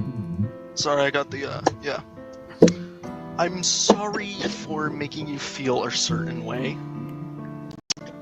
It was just a goof, it was just for laughs, but clearly you don't find it funny, so I apologize. That's totally fine. Sorry I yelled at you like that. Nah, man, reasonable crash Yes. out. You don't need to be like Reasonable that. crash out indeed. JT. What is this? What is this? I can't read the chat. What's happening? What is this? I wish I could tell you what. I wish I could tell you what it is, but I'm in the middle of delivering. You're gonna have to describe to me what you're seeing. It's Neil pointing at the camera with his finger. Oh, that's the finger gun. He's doing a finger gun. Thank you, by the way. He's doing the finger gun. That's what he's doing. How are y'all? Y'all doing okay? God. I'm fantastic. It's been a fantastic day. It's still hot, but I don't care. Yes. Absolutely. Might I have one quick favor from you guys? A venti-sized water with as many strawberry pieces as you can put in it. Thank you. It's a drink for diabetics. Strawberry pieces sweeten the water a little bit. Well, but anyways, I feel better. Now my dad yelled at me. I feel better now. We need to be like that. Oops. Jay. If you want the link, then I'll send it to you. Jay, calm your son down.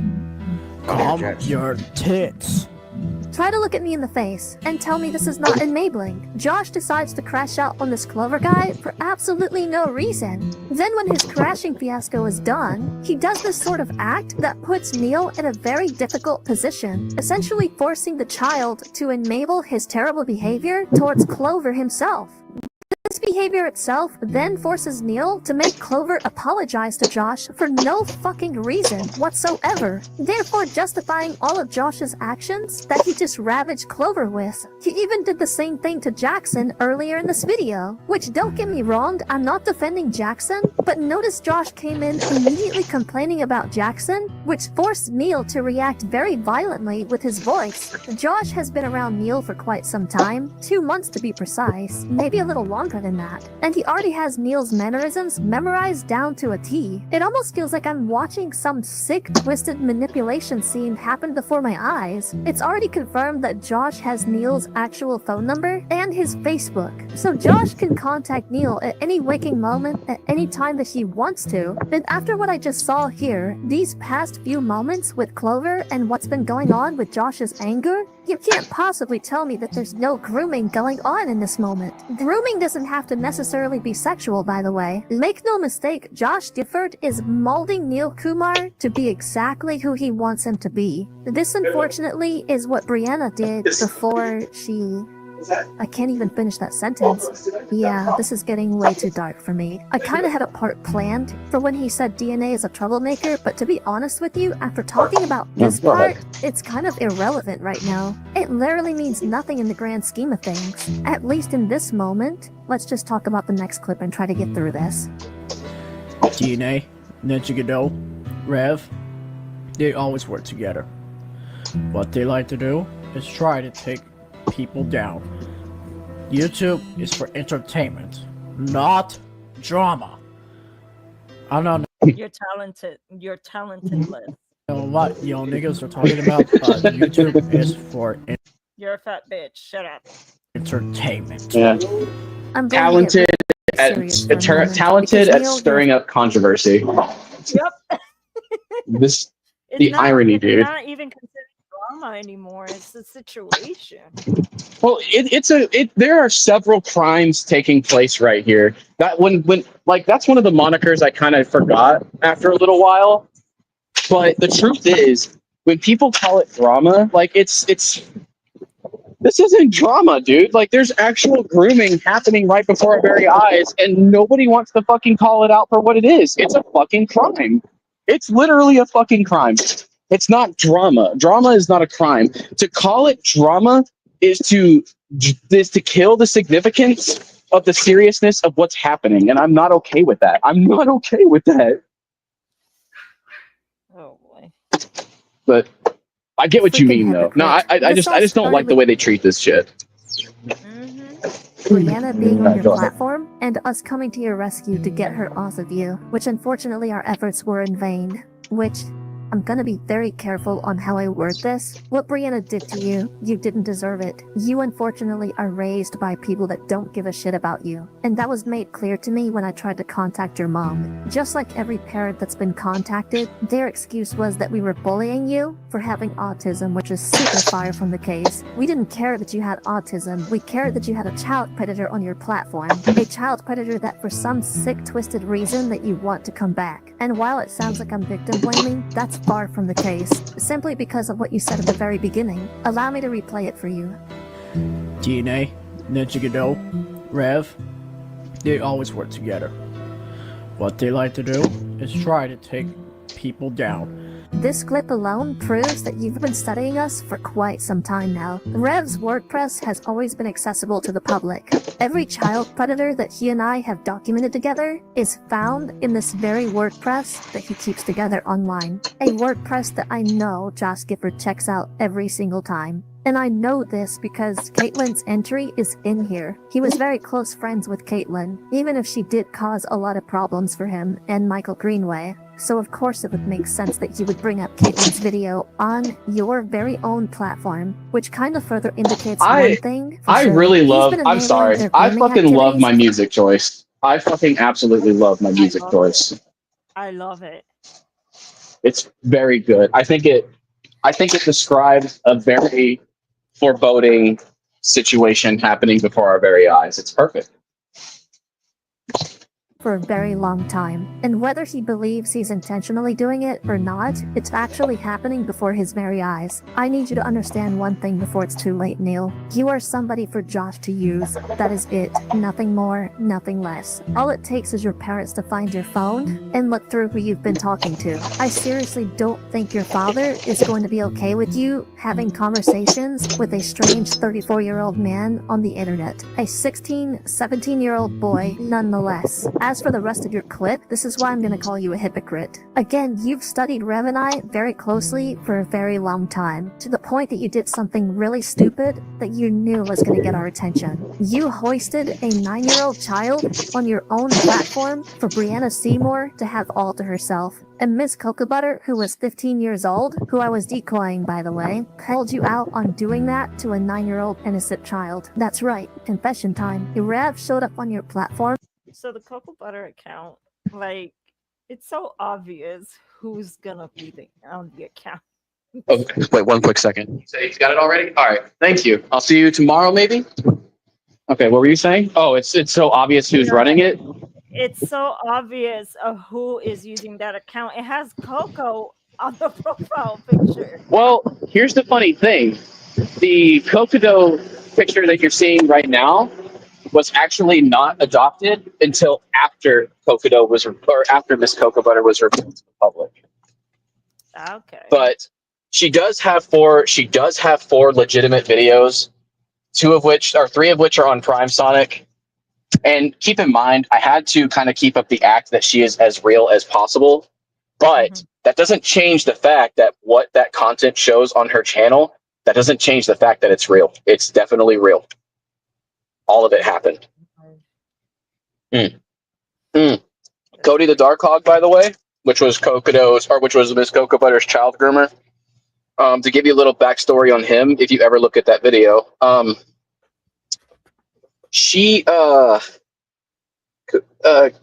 Cody the Dark Hog, his name is Cody Cranston, or AKA Cody Romero. He groomed over 15 children.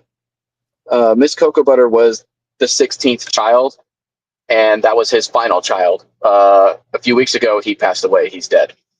He's no longer with us. Yep. At least he's 6 feet on the ground. The story behind him is that he got into a nasty wreck, and I guess the wreck might have messed up his leg, so his leg ended up getting an infection. And because he would spend his, I don't want to say welfare money. I think it's disability. Because he spent his disability money on cigarettes and porn and all that other stuff constantly all the time, he never actually ended up using that money to go see a doctor. So because of that, the infection spread and it eventually killed him. He got septic. Yeah. It means that the infection spreads all over your body and just winds up killing you. That's it. Yeah, exactly. So you already know. On But that night, that's basically it. Because of Miss Cocoa Butter, and gave you a massive tongue lashing of the century. Brianna Seymour was still on that platform at the time that Rev was yelling at you for what you were doing with that 9-year-old child, and since then you have just been a massive menace to everybody. You say that YouTube is not for people that cause drama on this platform, but once again, when I look at your face, you have egg on it, because your channel invites nothing but drama. The first thing you do when you start streaming is to make sure that DNA is not streaming. Then you start talking shit about him, then myself, and then Rev. And when that doesn't work, you launch massive canceling campaigns to start a whole bunch of problems on this platform. And then when that doesn't work, you It's start so doxing disturbing, innocent dude. children It really that go is. to your fucking school. So no, Neil, it's not us that starts problems, it's Neil kind of reminds me the time when I was dealing with Guardians of the Wolves, because he was basically the same thing. At the age of 17, like I said, before Green Fox came out as a whole pedophile type thing, we set up a secret server that is against Guardians of the Wolves, which is a whole bunch of evidence that is held against him trying to sexualize minors. A minor contacted me and him and sent us a picture of Caleb basically flashing this 13-year-old, and he was 17 at the time. Like thrashing? What do you mean by thrashing? No, flashing. Oh, flashing. What the fuck? What? He flashed a minor on a Discord voice chat, and he told the girl, "You deserve to be raped," and he was like stroking. It was disgusting. That sounds a lot like German cat. So it's really like, does. Again, I don't have the picture. It's not in my hard drive. It's not in my phones. It's like it's nowhere. I deleted it completely because he was 17 at the time, so it will be considered a CP. So it was deleted, and for me, I'm still a bit skeptical because the guy always lied about his age. So we really didn't know if he was actually 17 or he was a full-grown adult. We didn't know back then. It happened, and yeah. I still have that server. If anybody wants evidence against Guardians of the Wolves, let me know and I'll put you in there. I wonder if he's connected to anybody that we've covered. I'd like to get in there at some point if you don't mind. He has some affiliation with Didi. Okay, that might be why. Okay. But majority, Honeyzen used to be friends with him. That's another name that I've been seeing popping around the community a lot. Honeyzen. So Honeyzen is friends with Dee Dee, but she's not. She says that she's neutral, but she's still friends with him. So, she Is she friends with you guys? well, she's friends with me, but I'm kind of planning to tear the friendship. So, because I just don't want to be around that community type thing, and it's kind of hard. So I have to like figure out a way. But like legit, I have contact with her. If you want me to contact her, that way she can talk to you about the whole Guardian of the Wolves thing. Just let me know. Dude. Jesus Christ. Just let me know. And yeah, I'll give you the Discord link after the live stream. Okay. One quick question before we continue. Were you okay? And this isn't a target against you because I'm just. This is only curious. You used to be. You used to defend Dee Dee, right? Like you used to be a part of his group of people for a little while. Yes. So and again, just asking because again, I'm not like that. You're good. So what made you break away from him? What was the moment that made you break away from him? When I saw D Weasel's video that had all the recordings of Dee Dee confessing about everything, and then I went and watched Zexio's and then Inverto's, and then I just went like, nope, I just don't want to deal with you anymore, Dee Dee. Did you see Rev's video on the interview with Human Azarm? Because that one's very telling about everything that Dee Dee was doing. Actually, I haven't seen that one. I have to watch it. Yeah, definitely should. You should definitely broadcast it to your audience because while Pigsephone, which I don't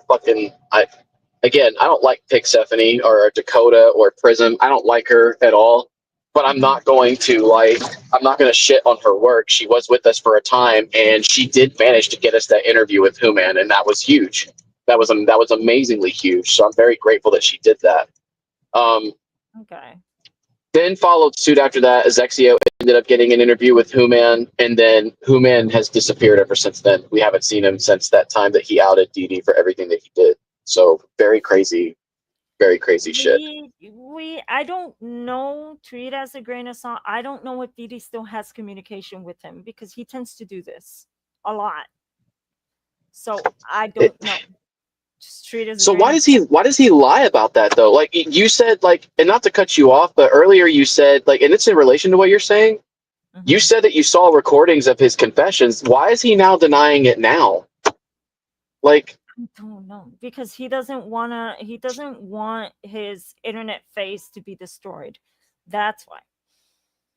well, the truth is more important than your internet face. Oh no, of course. Yeah, so I don't get what he wants. So, I don't get what he wants. What's up, FNAF? How you doing, man? Good to see that you're here. Steve? Basically what he's doing towards me is he's trying to push me to the brink of making that certain choice, which I will not do. But Dee Dee's just the type of person that he'll keep pushing and pushing, but since he doesn't get what he wants, he runs away. And I only got him on my live stream once, but he brought his aunt. And they were screenshotting the live stream. I don't know why. It's fine if they. I don't know why they would screenshot the live. They could just simply copy the link. They're so stupid. They're both so fucking man.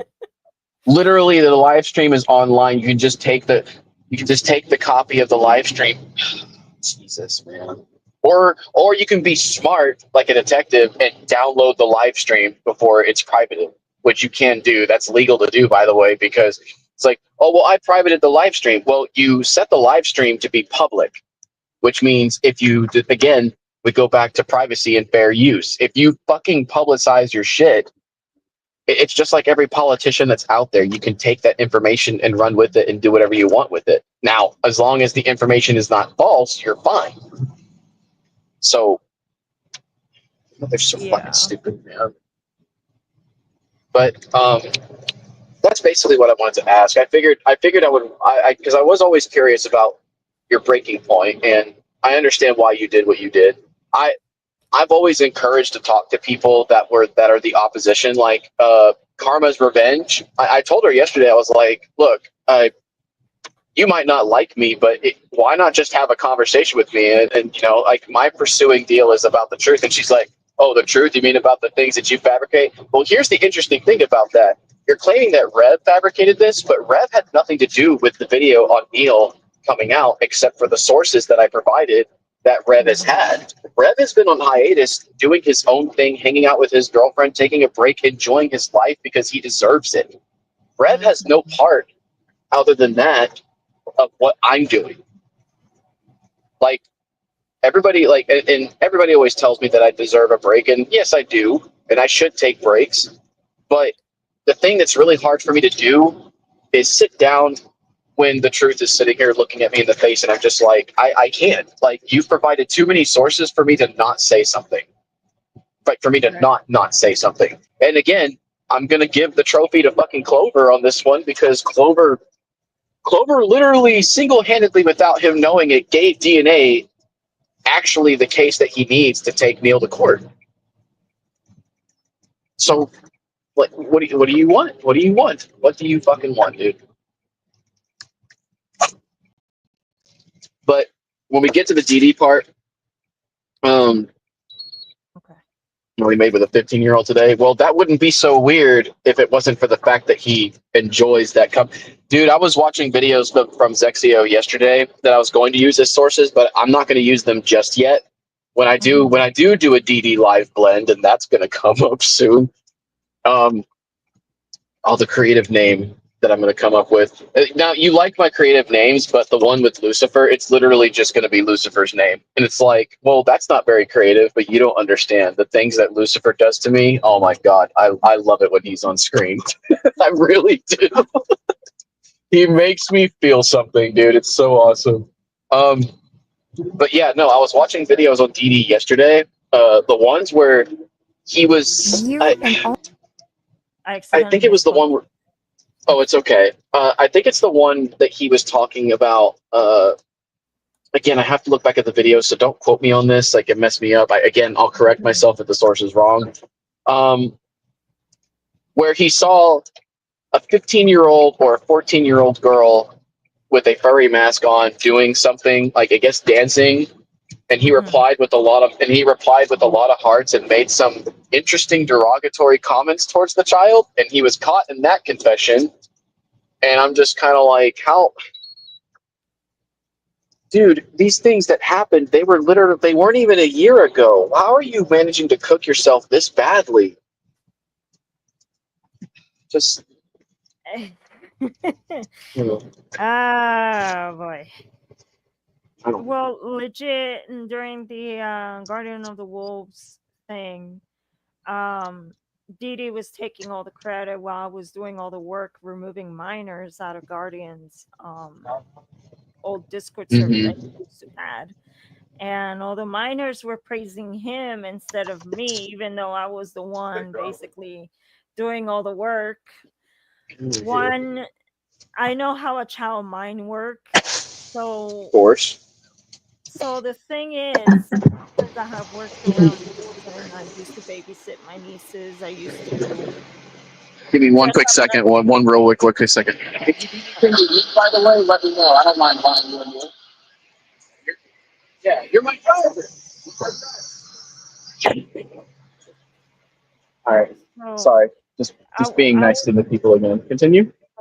I would dress up as my character and, just let the kids touch the mask or grab the jacket or grab the tail. Like, I wouldn't even care what they did. So, like, I know how a child minds work, and it's sad that you have these type of people that manipulate children in such a way that it's like, I call it the Mr. Beast effect. The Mr. Beast effect is that you see him, all that he's doing all these good things and everything like that, but you don't know what happens behind those lenses. No. You don't. Which, and again, to hear Josh like praise Dee Dee in the way, and this is related to what you're saying. To hear Josh praise Dee Dee that the way that he does, it's like you're always speaking the truth, man. No, he's not, and that's not me being facetious because I don't like him. He legitimately does not tell the truth. When Inverto confronted him about having pictures of that 12-year-old girl, he had nothing to say for the first 30 seconds, and then when he said something, he was only forced to say something because Tara made him say it. She basically and you know what? For a moment, I thought Tara was like, I was like, oh my god, Tara might actually be changing for the better, and then it turned out that she wasn't. Yeah. Fucking fat bitch, dude. She disappeared off the internet.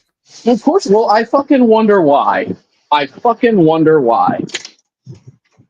But nah, I was listening to that video yesterday, and I was just kind of like, what the fuck, Dee Dee? Like, how?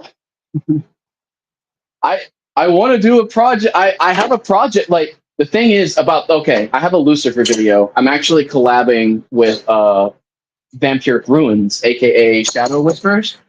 I'm actually what's the word? Collabing. I'm collabing with her on the Lucifer video. You think the Neil video is long? The Lucifer video is going to be about 2 hours long. It's going to be. Yeah, It's going to be as long as the Titanic. Yeah, dude. But here's the thing. Unlike the Titanic, it's actually going to be fun to watch from beginning to fucking end. Like to get in relation to that, it's like I do plan on doing that with the Lucifer thing. But the reason why I brought up the Lucifer thing is once I finish the Lucifer project, I might actually start on DD Live Studios right after that. Zexio kind of already gave me permissions to use his videos if I need to. And plus, I'm going to be using videos from Inverto as well as Rev's WordPress to get the job done. So the blend that I'm going to come up with Dee Dee, I'm not sure what I would name it. I'm pretty sure, like, here's the thing. If you guys want to do some, actually, I might have an idea. If you guys want to do some research for me, look up some coffee that you can make with Kool-Aid.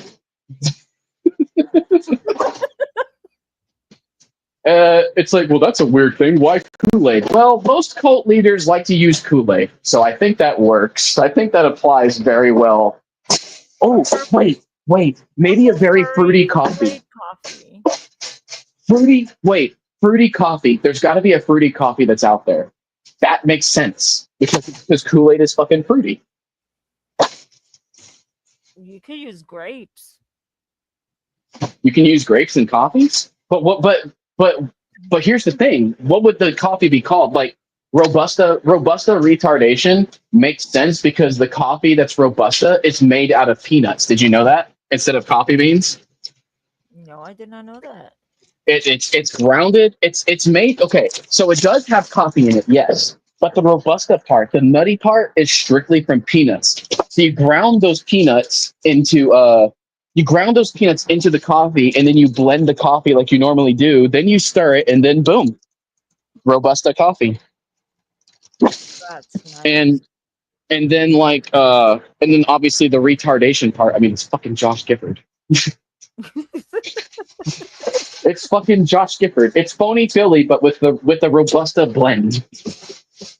Can you tell I love coffee? Can you fucking tell that I love coffee? You need to try Puerto Rican coffee. I do.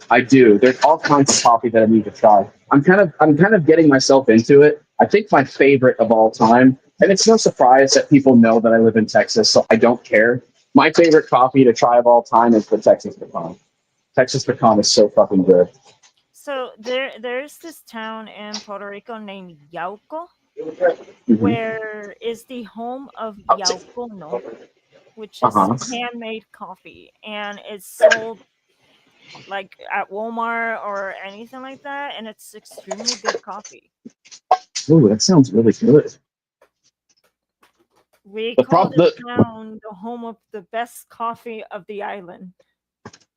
Really? Mm-hmm. And it's Puerto Rican coffee, you said? And it's Puerto Rican coffee.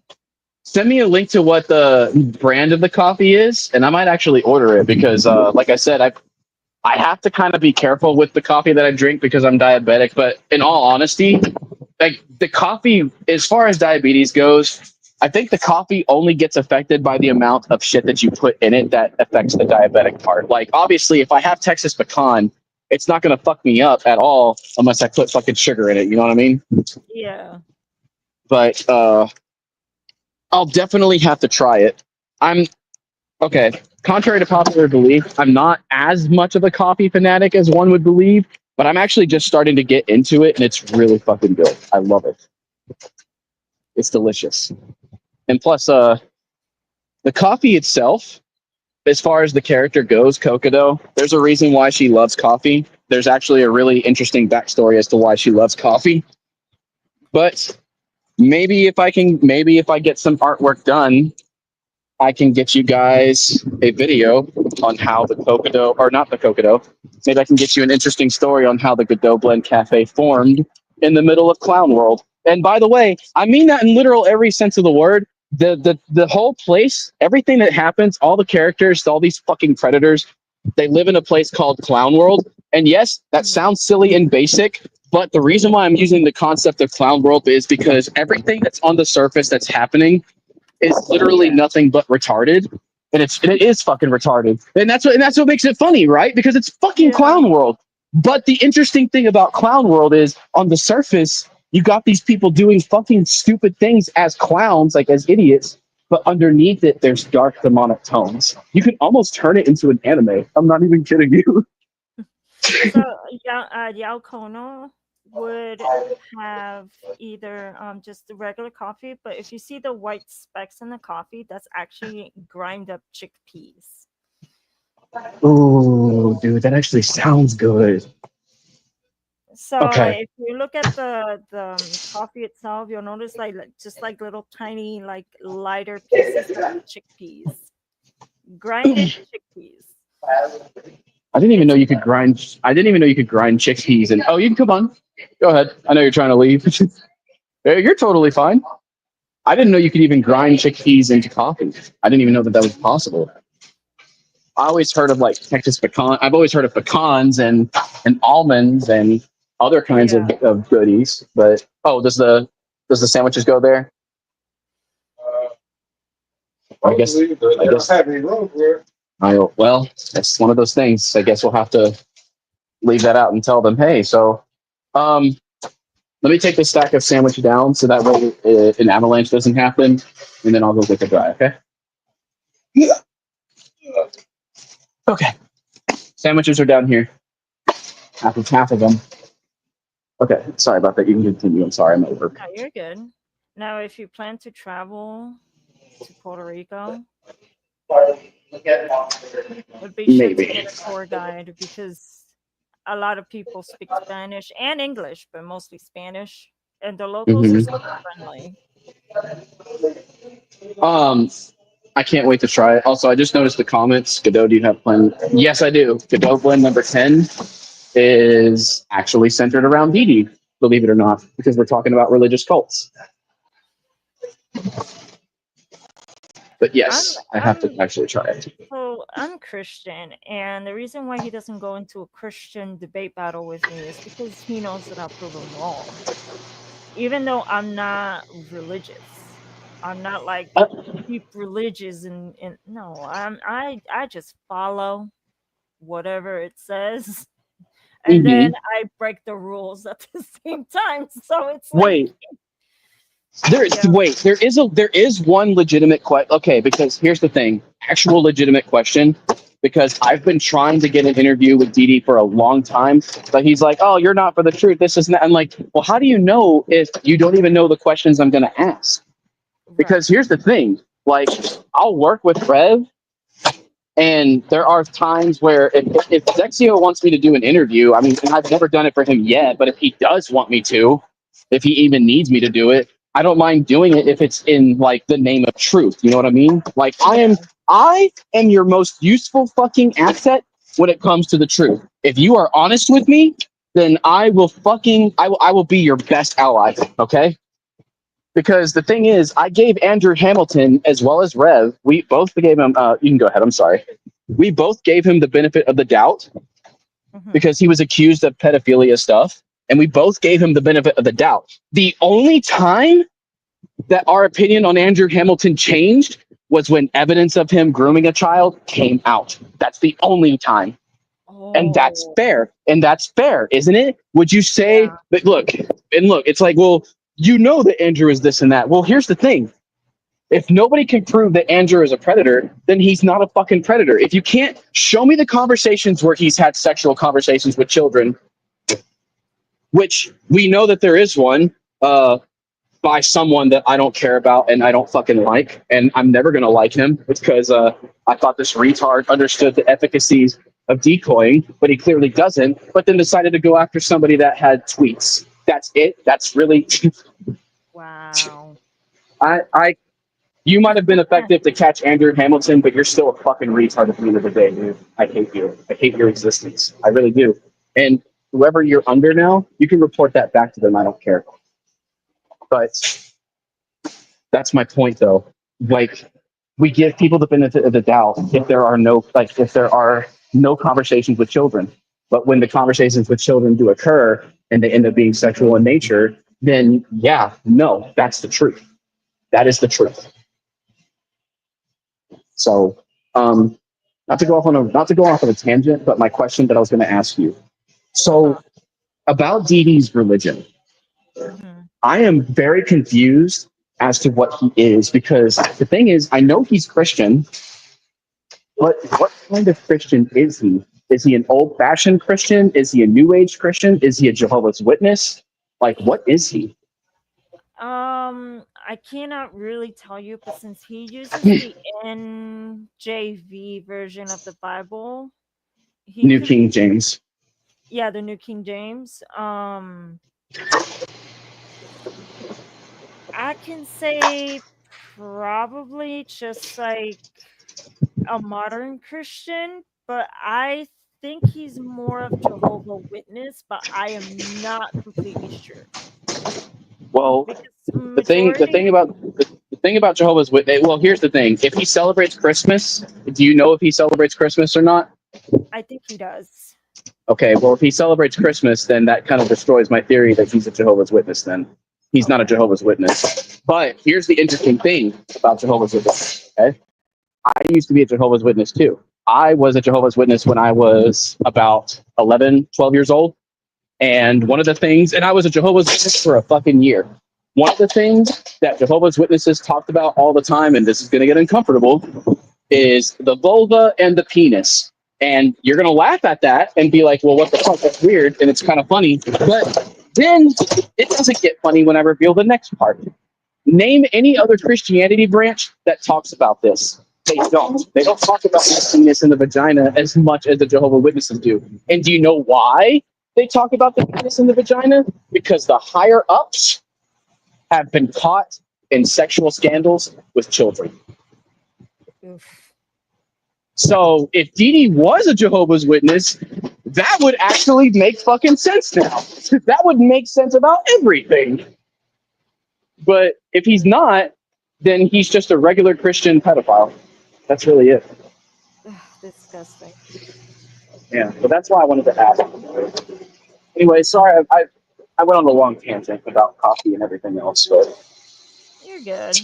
Let's get to the DD portion of this video. yes, please. Oh my God, you guys are gonna love it. And by the way, when the DD portion does pop up, make sure that DD sees it.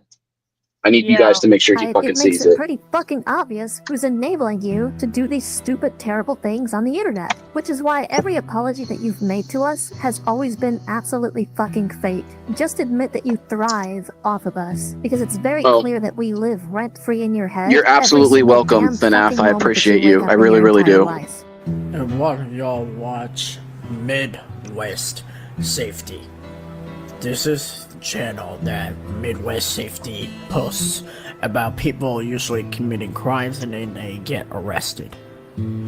But if DNA was literally the one in that video, it would have been very hilarious.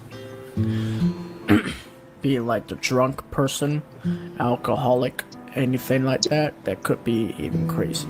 So I'm a type of person that I have like sympathy no matter what. And I know that pedophiles do terrible things to children. I understand. Mm-hmm. I have a brother, even though this is not really related to predators, but I have a stepbrother who basically had not had, he has a giant, he has like a 4-page record of the crimes that he has done. To tell you the truth, going into jail, especially as a predator, you get killed in there. Oh, dude. There. The second you're labeled as a chomo, you're done. You are absolutely fucking done. There's if that's even if you make it out. You're basically just dead. Just dead. So it's, and then how he says, oh, it's just funny type thing, thinking that if DNA was that predator, that so-called predator that was caught on that cop video, that it's going to show up next, even though it's not DNA. It's really sad, because if you look at it at a psychology point, being a pedophile is actually a mental disorder. My therapist actually told me this. He told me a person that is interested in like that to grooming minors or having sex with minors or anything like that, it's an actual mental condition, and it's sad because they cannot escape from that. It stays with them for the rest of their life. Like there has been a few that have been, you know, how can I say, fixed, but they will go back into it. So it's like it's a mental condition. But I'm not trying to defend them or anything, but like it's sad. No, I get exactly what you're saying, because it's like it is a mental condition. It's not anything that can be fully medicated, sadly. But it's like what Rev has always said. Who is in charge of controlling those thoughts? You are. Mm-hmm. Because if you have those thoughts, that's one thing, okay? And it's not, and it's like, oh, well, it's weird that you have thoughts like that. Well, the problem is you can't perceive what the person is thinking all the time. So if they have those thoughts about children, there's nothing you can do about it. But what you can do about it is what you decide to do with children in real time. Those are the actions that get judged. And again, it's a really bad, it's not a bad stance to take. It's an awkward stance to take, because it's like, oh, are you defending these people? No, because actions speak louder than words. Actions have always spoken louder than words. But most people that, I'll just tell you this though, and you know, it is what it is. Most people that, you know, have a problem with people that are like this towards children, most people believe that the salvation is a bullet to the head. And that's it. Yep. Classical shoot the zombie in the head. Yep. So it's a very complicated situation, and I'd be able to tell you more, but I'm not a psychologist, let alone a lawyer, so I can't really give too much of a professional opinion on it, but I can at least give you my stance on it. I don't like any of it. I hate all of it. It's dumb. It's stupid. The people that go through it that can't like help themselves. I mean, it does suck that does happen, and they do exist. And you know, if you can control the urges, that's fantastic. There are ways that you can do that, but generally speaking, most people don't like those people, man. And again, the only salvation is a bullet. That's the way that they see it. That's the reality that we live in. So, but I get what you mean. It is sad. It is very, very sad. Appears to be an informative channel that shows body cam footage of police officer encounters. I'm not going to get onto Neil too much for this, because I was 17 once too, and my curiosity was just as high as his was. Besides, he's informing himself about safety. He wants to talk about DNA getting drunk, and hopefully ending up on this channel. But let me show you something that's more of a real possibility. And by the way, this video that I'm about to show you can also be found on this channel. On November 28, 2021, officers with the West Bend, Wisconsin Police Department received an attempt to locate from Logan County, Kentucky, where a 15-year-old girl went missing. Pings from her cell phone and a letter left by the girl pointed the Why does police in the direction Why of does West that Bend. fucking music fit with To protect the everything identity of that's the like a victim, dark we have discussion? redacted I'm any sorry, I images really of her. fucking love it. I don't know. It's so good. So Made it good. Ah, and there it is. Look, excluded dude, any even when I tied references it down, even when I fucking tied it down, it's still. Oh, yeah. I see that. All right, sorry. It might, something, I that see might allow her to be the identified. dry subject happened. You can Officers keep waited playing at the the video. residence of a known sex offender who, Logan County officers discovered, had been in contact with the girl via Facebook. A vehicle matching the sex offender's description passed by the residence, prompting officers to initiate a traffic stop. I'm not going to show the rest of the clip, so if you want to watch this video, definitely go to Midwest Society and search up child predator, because that's going to be the first thing that's going to pop up on the list. You would think that a 17-year-old child would keep themselves informed about stuff like this, which again, I'm not going to blame Neil for this kind of scenario, but the fact that he's willing to put himself in this position with Josh Gifford really concerns me when looking at the stuff on this channel. He knows the dangers of child predatory behavior. I've told him, Rev has told him, and I'm sure in that one conversation that Zexio had with him, he also told him. And yet, despite the warnings, he always seems to try to get our attention because of these terrible things that he's doing on the internet, especially with these children that he keeps getting involved. People keep forgetting that Neil is not the only child on this channel. J-Twan is a 16-year-old boy that always shows up on his channel almost every single day. A child, by the way, that Neil placed in a group chat between myself and Rev without J-Twan even knowing it.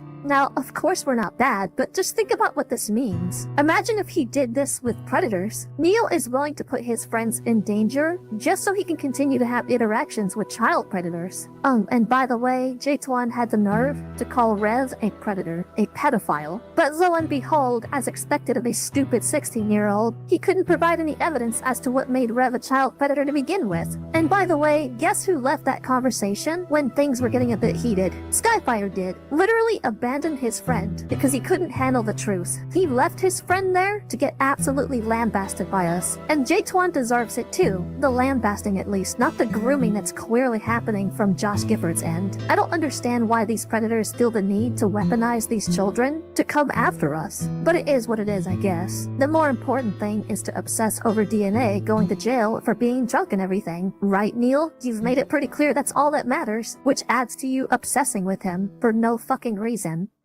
But the thing is, I need to see how many people are watching.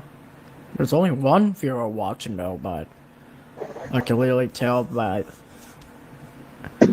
we have a lot of people that are.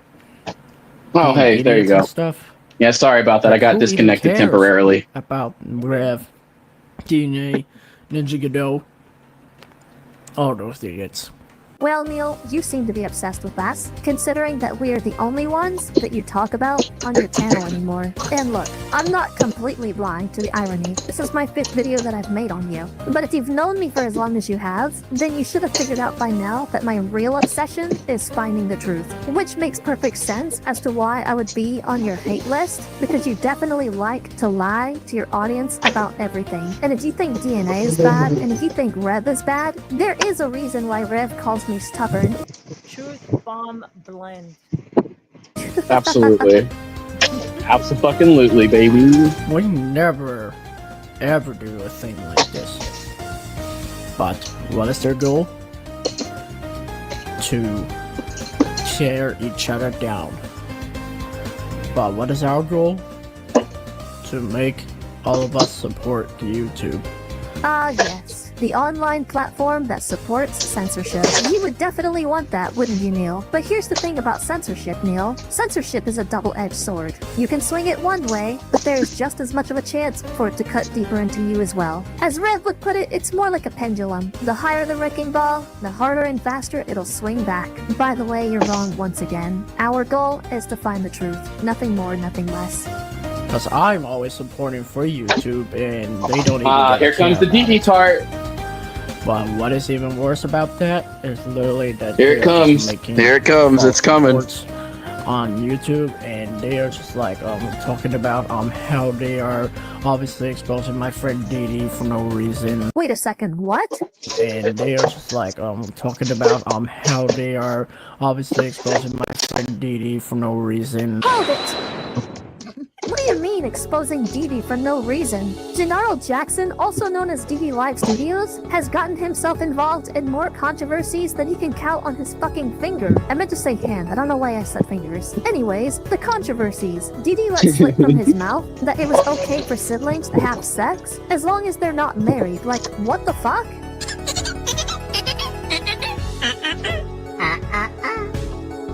It doesn't matter if you're related or not. Now, if you're married, that's a different story. Then there was that one controversy where his... So that particular TikTok, I saw it when I used to be friends with him. Oh God, what were your thoughts on that? I was like, what the fuck am I watching? I reported Jesus it to Christ. TikTok. I'm surprised TikTok didn't take it down. Well, I mean, I don't know. Maybe thanks, man. I appreciate you. Maybe TikTok is a supporter of freedom of speech. Maybe that's a good thing. I mean, it certainly is beneficial in this case, considering it's outing someone that has really disturbing thoughts about their siblings. Yeah. Oh boy. His aunt came on stream and basically said that she would be willing to rape little white children just because it was easy. Let me find another one, all right? I will go and rape his ass. On God. Man, it ain't hard to go snatch a little young white ass. Don't get shit. You think the boogeyman, you ain't seen the boogeyman yet. I will show you what the boogeyman look like. Oh, and why did she say this? Because Dee Dee was getting exposed for having nudes of a 12-year-old child on his mobile devices. Yeah, your aunt didn't look so good there, did they, Gennaro? Following that, there's another controversy of Zexio walking in on Gennaro using a real child, not a decoy, a real child to lure out an adult. Yo, you guys can get in a lot of trouble for this, by the way. The music here is very powerful as well. By the way, ironically, the song is called "Confess the Truth." Oh, that's nice. So, I get that. And I think it fits very well. I mean, it's true. Yeah, you can't get in trouble for that. I mean, but even if he accepts it and says yes, that does not make him a pedo. Yeah, so this whole thing was during the whole Guardians of the Wolves thing. Give me a Okay. So that's what you were talking about earlier when they were being really weird and disturbing. Okay.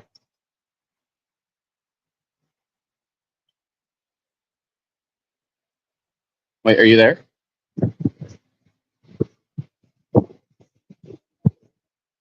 Hello?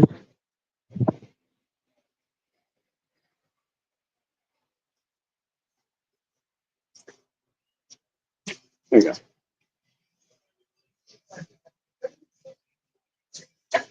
Can anybody hear me?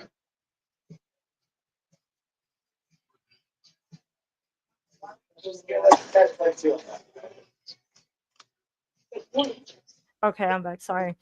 So, you made me think that I was lagging. no, no, is that I went to give my dog something real quick and I had to do it. Oh, okay. So, Interesting. this is true. When I used to be friends with him,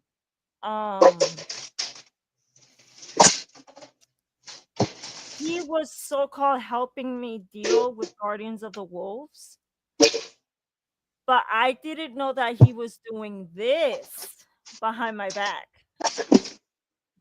Oh, you mean the video that's playing with Zexio right now? Yeah, I didn't like at the time.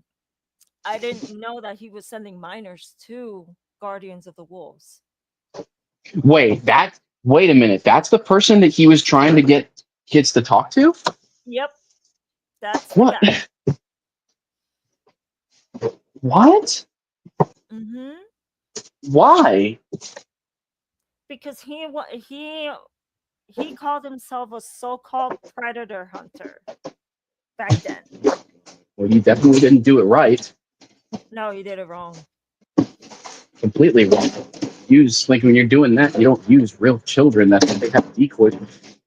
Oh my God. And then when I saw Zexio's video and when I saw everything just come to light, I was like, oh my God, he was doing it the illegal way. Yeah, which is like, again, that kind of gives credence to everybody basically saying people shouldn't be using decoys to do this stuff. Like only professionals should do it.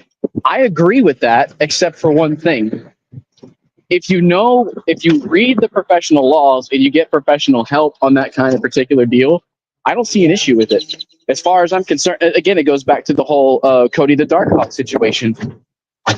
I invoked Cocoa Butter into a server that was filled to the brim with fucking weirdos, and all I had to do was bide my time, and eventually I caught Cody. There was nothing illegal about what I did.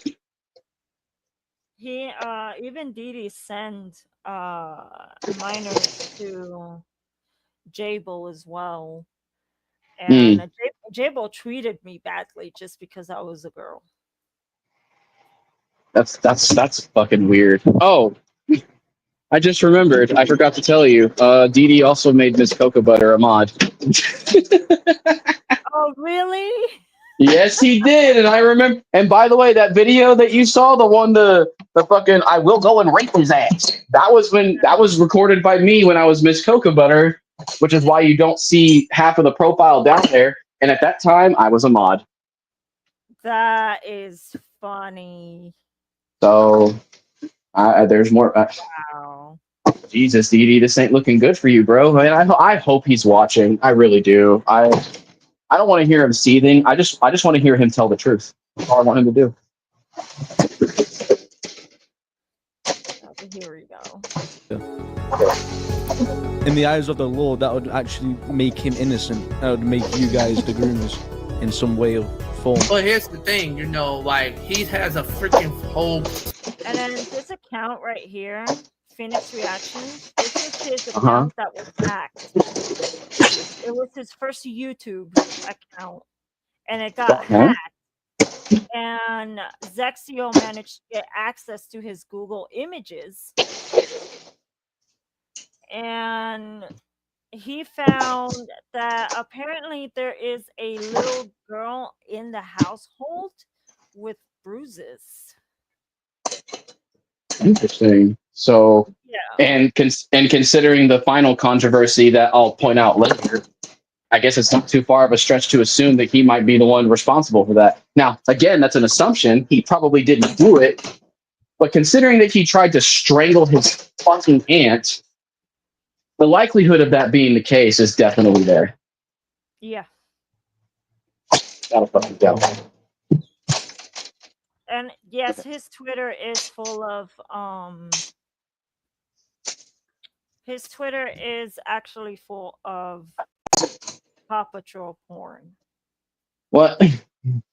Yeah. Yeah, that one I heard of too.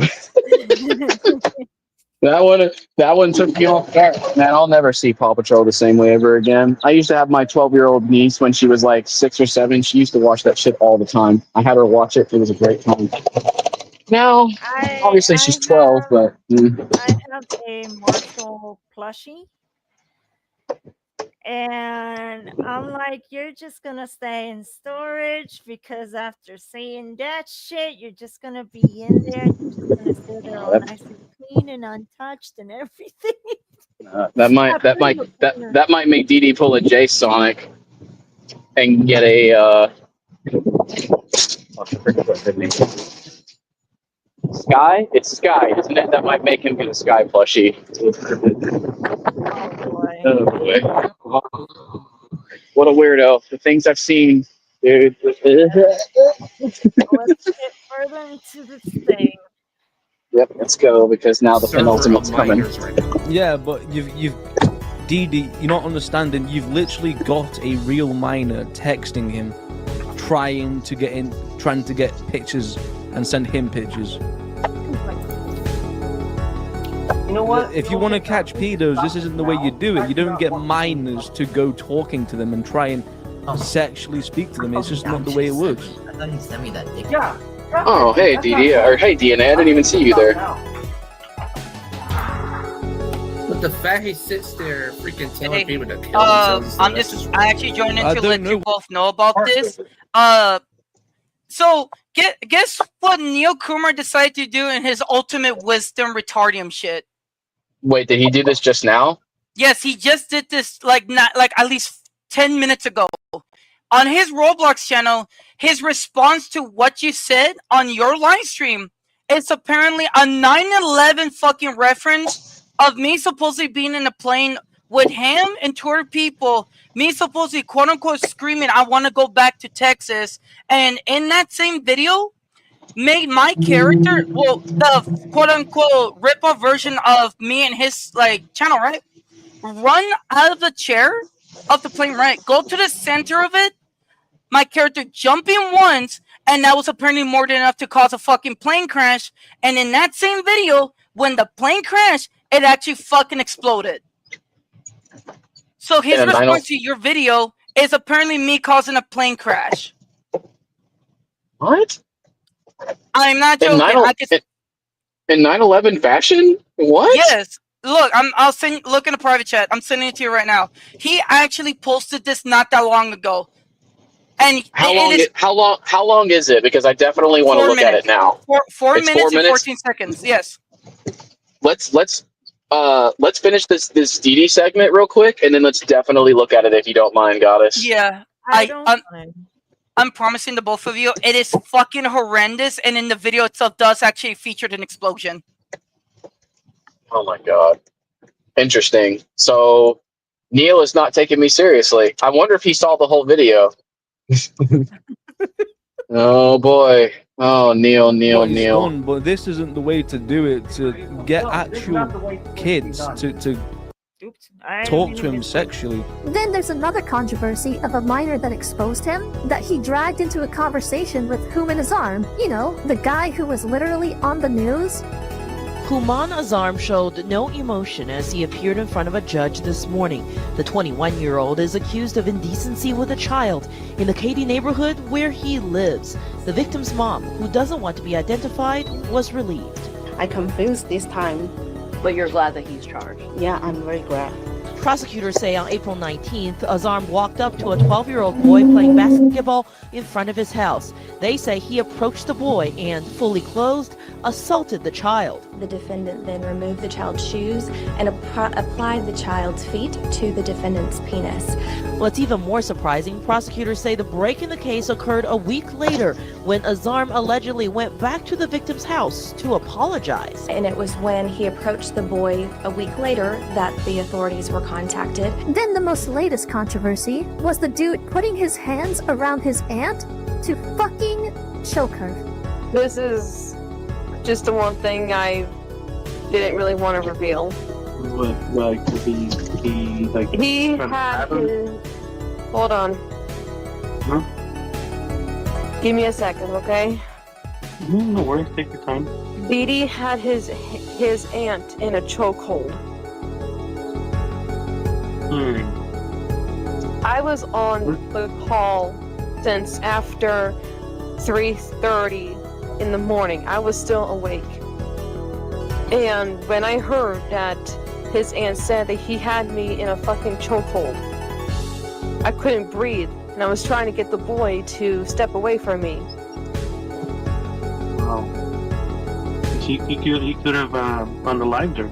That is 6 controversies I counted on both hands. And there's even more than that, I'm sure. You'd have to talk to Zexio though, since he's the one that exposed them. Oh, but he's on your hate list. Make it make fucking sense, Neil. Once again, not the point though. This person is your friend? This person who has done all of these terrible things is your fucking friend? No fucking wonder you're fucked up.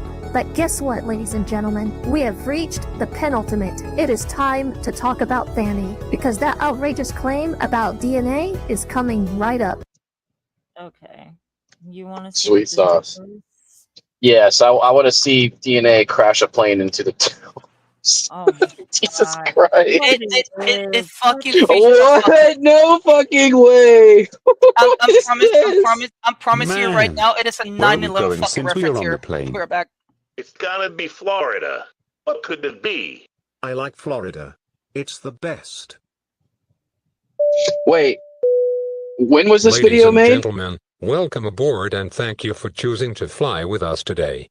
We're currently en route to the...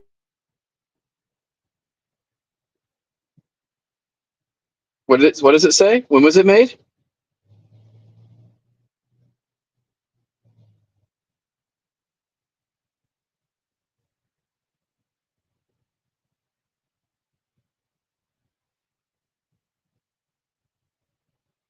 Goddess, are you there? I guess I have to carry the show. DNA is gay. No, the vid was made today. Jesus Christ. Okay, she left for a second. So apparently, DNA jumps and crashes the plane and gets grounded. Yeah. You know what? Maybe he didn't see the video. I don't think it's a response to this video. No, it was. Absolutely was, because I shit you not, every single time you make a community post tagging him and shit like that, he would never respond to your community posts up until you make a video about him. Well, I guess I'll be contacting the 4 people that are connected to him today. I guess I'll have to contact Grandma Alexis. I don't know. Maybe I should. Maybe you know what? DNA. I've been kind of too nice to this kid. Maybe I should push to contacting them today. Go right ahead, because I mean, this is honestly fucking disgusting. Because I definitely know damn well that he was actually watching your fucking premiere. By the way, I know he was watching. Because why else would Josh immediately end his fucking stream almost immediately? Yeah, that was funny. I was happy that he did. I was very, very happy that he did. Yeah. I was beyond it. I think she lost connection. I think that's why she left for the moment. Yeah. That was seriously enjoyable. What did you think about the video, DNA? Did you like it? What did you like about it? What did you not like about it? Tell me. I fucking love every single fucking piece of it, bro. Especially the part where you start giving me and Benny extra information on what to do against him because of that slanderous claim. Oh yeah. There is one other detail I did forget to mention though about that statute. That statute expires later this year. So if you want to do something about it, you should definitely do something about it very soon. Yeah. Like very, very soon. And the statute of limitations, by the way, is 1 year. So I think you're about 7 months in. So if there's a time to strike, it now would be the time. Yeah. I'm just fucking surprised that a fucking kid thinks it's alright to be doing this shit, by the way. Didn't Rev like said something about like fucking people like still pulling in shit after like post-apocalyptic or some shit like 9/11 thing? Yeah, it's apologize. My Wi-Fi decided to give up on me, so I'm using my hotspot. That's what I figured it was. I called it. Post 9/11, basically, is what he said. This stuff was made in a post 9/11 era, and it's just really strange that it's not being taken seriously. That's what he basically said. Yeah. Yeah. All right, God. I see the. I'm not the type of person, but I don't know if he is trying to say to basically get on an airplane and jump off type thing. No. You'll have to share the screen, by the way, because we don't see it. Yeah. Oh, hang on. It's been a while since I've been on Streamyard. No, you're totally fine. I hardly know how to use it. I always get reminded by these freaking idiots. DNA and thunderstorm, the rest of tailwind, or spontaneous Disney parade. We ask that you sit back, relax, and pretend you didn't just hear a baby scream in row 17. Complimentary smiles and pretzels will be handed out shortly. From Wait, all of us rewind here that on again? board, buckle up, breathe easy. What did he say about being a crybaby? What? Go back? In 13 About seconds, right there. give or take a thunderstorm, tailwind, or spontaneous Disney parade. We ask that you sit back, relax, and pretend you didn't just hear a baby scream in row 17. Complimentary smiles and pretzels will be handed out shortly. Pretend not to Here hear a on baby board, scream that you're buckle up, 17? breathe easy, and get ready, because Florida is just a few hours, 47 minutes, and 13 seconds away. Once again, we're glad you're here, and we hope you enjoy the ride. Oh my God! Where am I going to Florida? I'm supposed to be going to Texas. DNA. Just shut it and quit your complaining. You can't always go where you want. Now Hold on. shut Do you up. want me to screen share it instead, because it's kind of laggy a bit?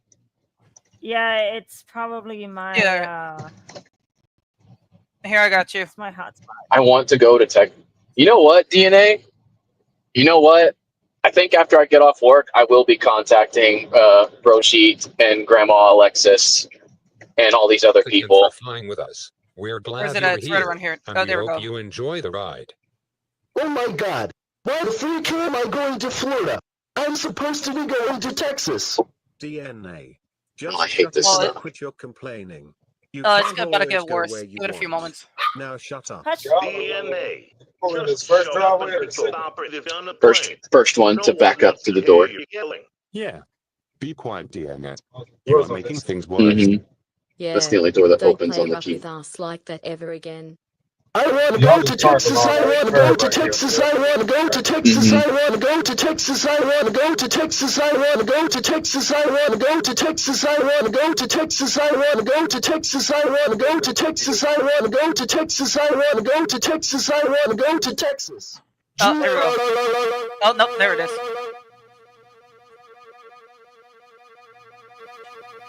What the hell am I listening to, dude? So apparently my character just losing his fucking shit just because I'm apparently not going to Texas.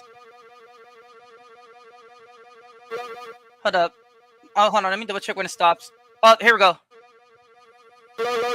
Yeah, this goes on for a fucking minute, by the way. That's it. I'm There we go. crashing this plane. Yep, there it is. Hold up. That's it. I'm crashing this plane. Hey, get your ass back to your seat. Apparently my character jumping, by the way, look.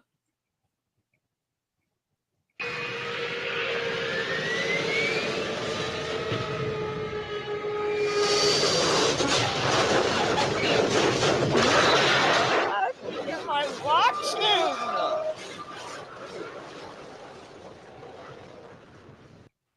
DNA. Look what you did. You made the plane crash by jumping in the back of the plane. Now we have to pay $50 million for all of this cause of you. Yeah. Yeah. What?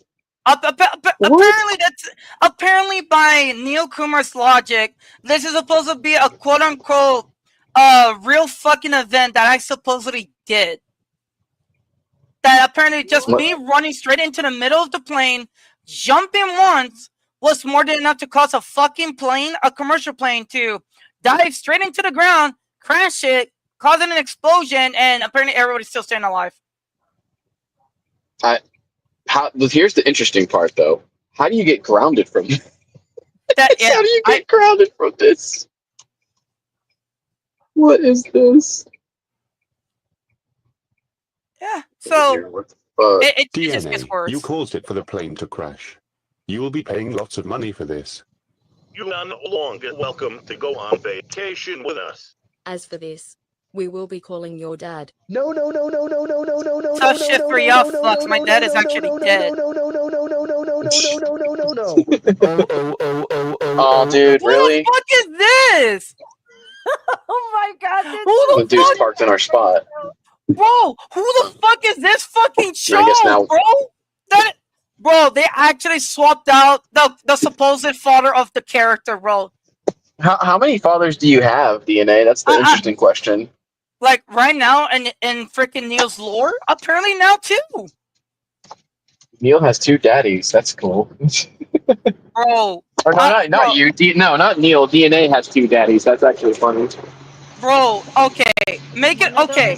When my character was first into creation, apparently Neil's, like, the representation from Neil on his channel, my parents were supposedly 2 gay men with the same skin color, same hairstyle, and everything.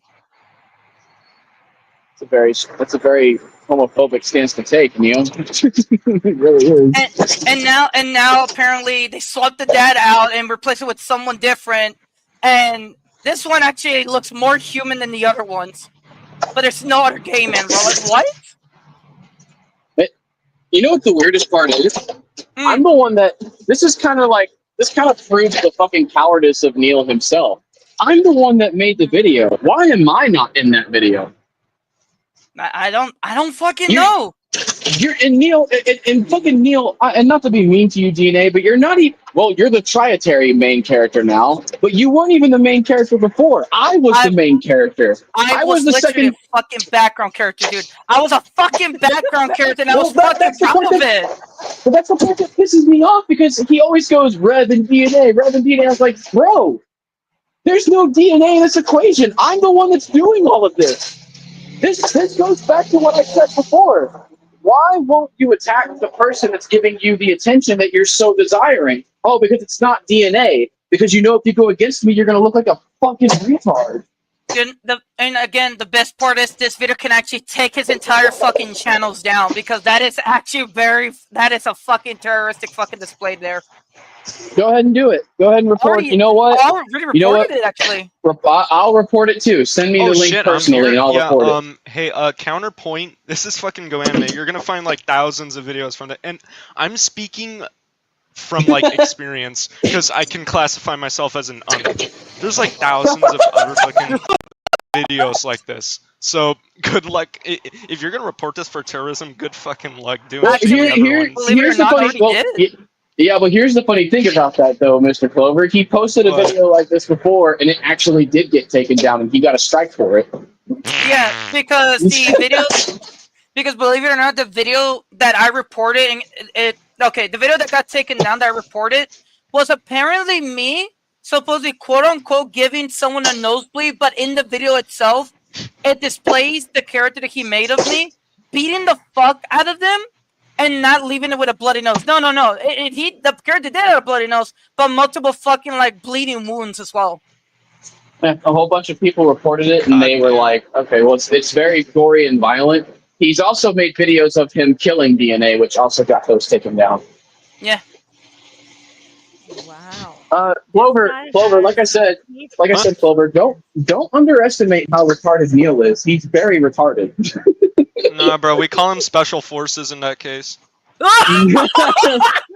No. Oh my God, no. Wait. So, is he part of the Special Forces, or is he part of the Special Forces? Well, I can't with this shit, bro. Man, this is such a wild ride I've gotten myself into, but you know what? I'm gonna say it again. Legally, I'm saying this.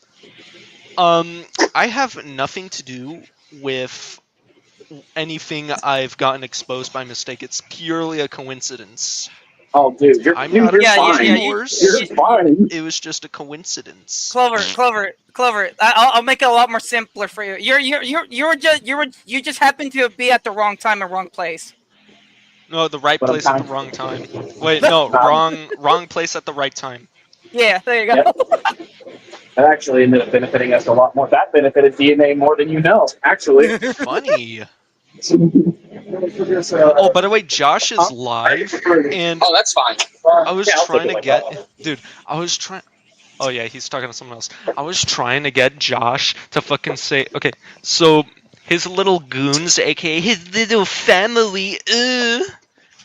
I kept typing in chat that like someone named Harry Bossack was calling the names, and I was trying to get him to read it out loud because he was reading everything out loud in chat. But then one of his little goons just fucking hid me from the channel. That shit would have been so fucking funny, dude. He's easy to trick too, dude. Like he's very fucking gullible. By the way, are they streaming right now? Is Neil streaming right now? Streaming right now. Oh no, not Neil. Not Neil. Josh. What's Josh doing? What's he saying? I don't know. He's just talking to his little family, imaginary family. Family stream, no fighting, no attacking. That's literally the name of his fucking stream. Yeah, well, guess what? I'll tell you this, boys. You know how we won? And God, it's not to cut you off because I know you've been trying to say something. But you know how we won, boys and girls? He's never named. Huh? No, they're closed. He's never named any of his streams that before. So congratulations, we win. Get fucked. Yeah, Skyfire hasn't streamed in a hot minute, so I think he's taking really good looks at the video. I hope he is because there's 4 real life names that he's associated with. 4 real life names. And look, with the response that he did, I might actually call them tonight. I'm literally thinking about changing it tonight and just sending everything over to his family. All he has to do, and look, and the simple demand is this: stop being friends with Josh, stop talking to these predators, kick them off your platform. It's really that simple. Or I'm going to reveal to them everything that happened. I'm going to reveal everything. I don't care. That's the last resort. I'm done. Neil Kumar clearly is a failure of a parent. And I'm going to make sure that the whole world knows that. Her choice. I feel like there's a little bit of sense of narcissism in here because he's like acting like he's the saint to his parents. And then he's like this little fucking menace to society on the internet.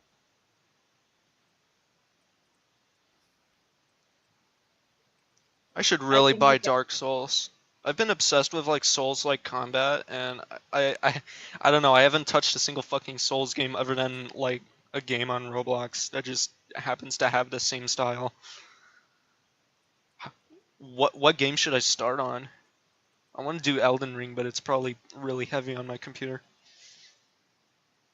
I don't know if my Wi-Fi is working. Hang on, it might disconnect me. So DNA, you'll have the floor for a moment. Let me see Nani? if my Wi-Fi is working. Okay. I was about to start dipping, but all right, I guess. So, ladies and gentlemen, let's talk about how Neil Kumar decided to make bomb threats everywhere in all places. Anyways, no, we're not gonna do that. Wonder how much damage this does. Okay. So if I... Alright, there we go. I got it. Neil, go live, please! Please! Alright, I'm here. I'm sorry. It's just my Wi-Fi today just decided to say, nope, fuck you. You ain't streaming today. No, you're good. So I have my hotspot. It's just in case for my laptop.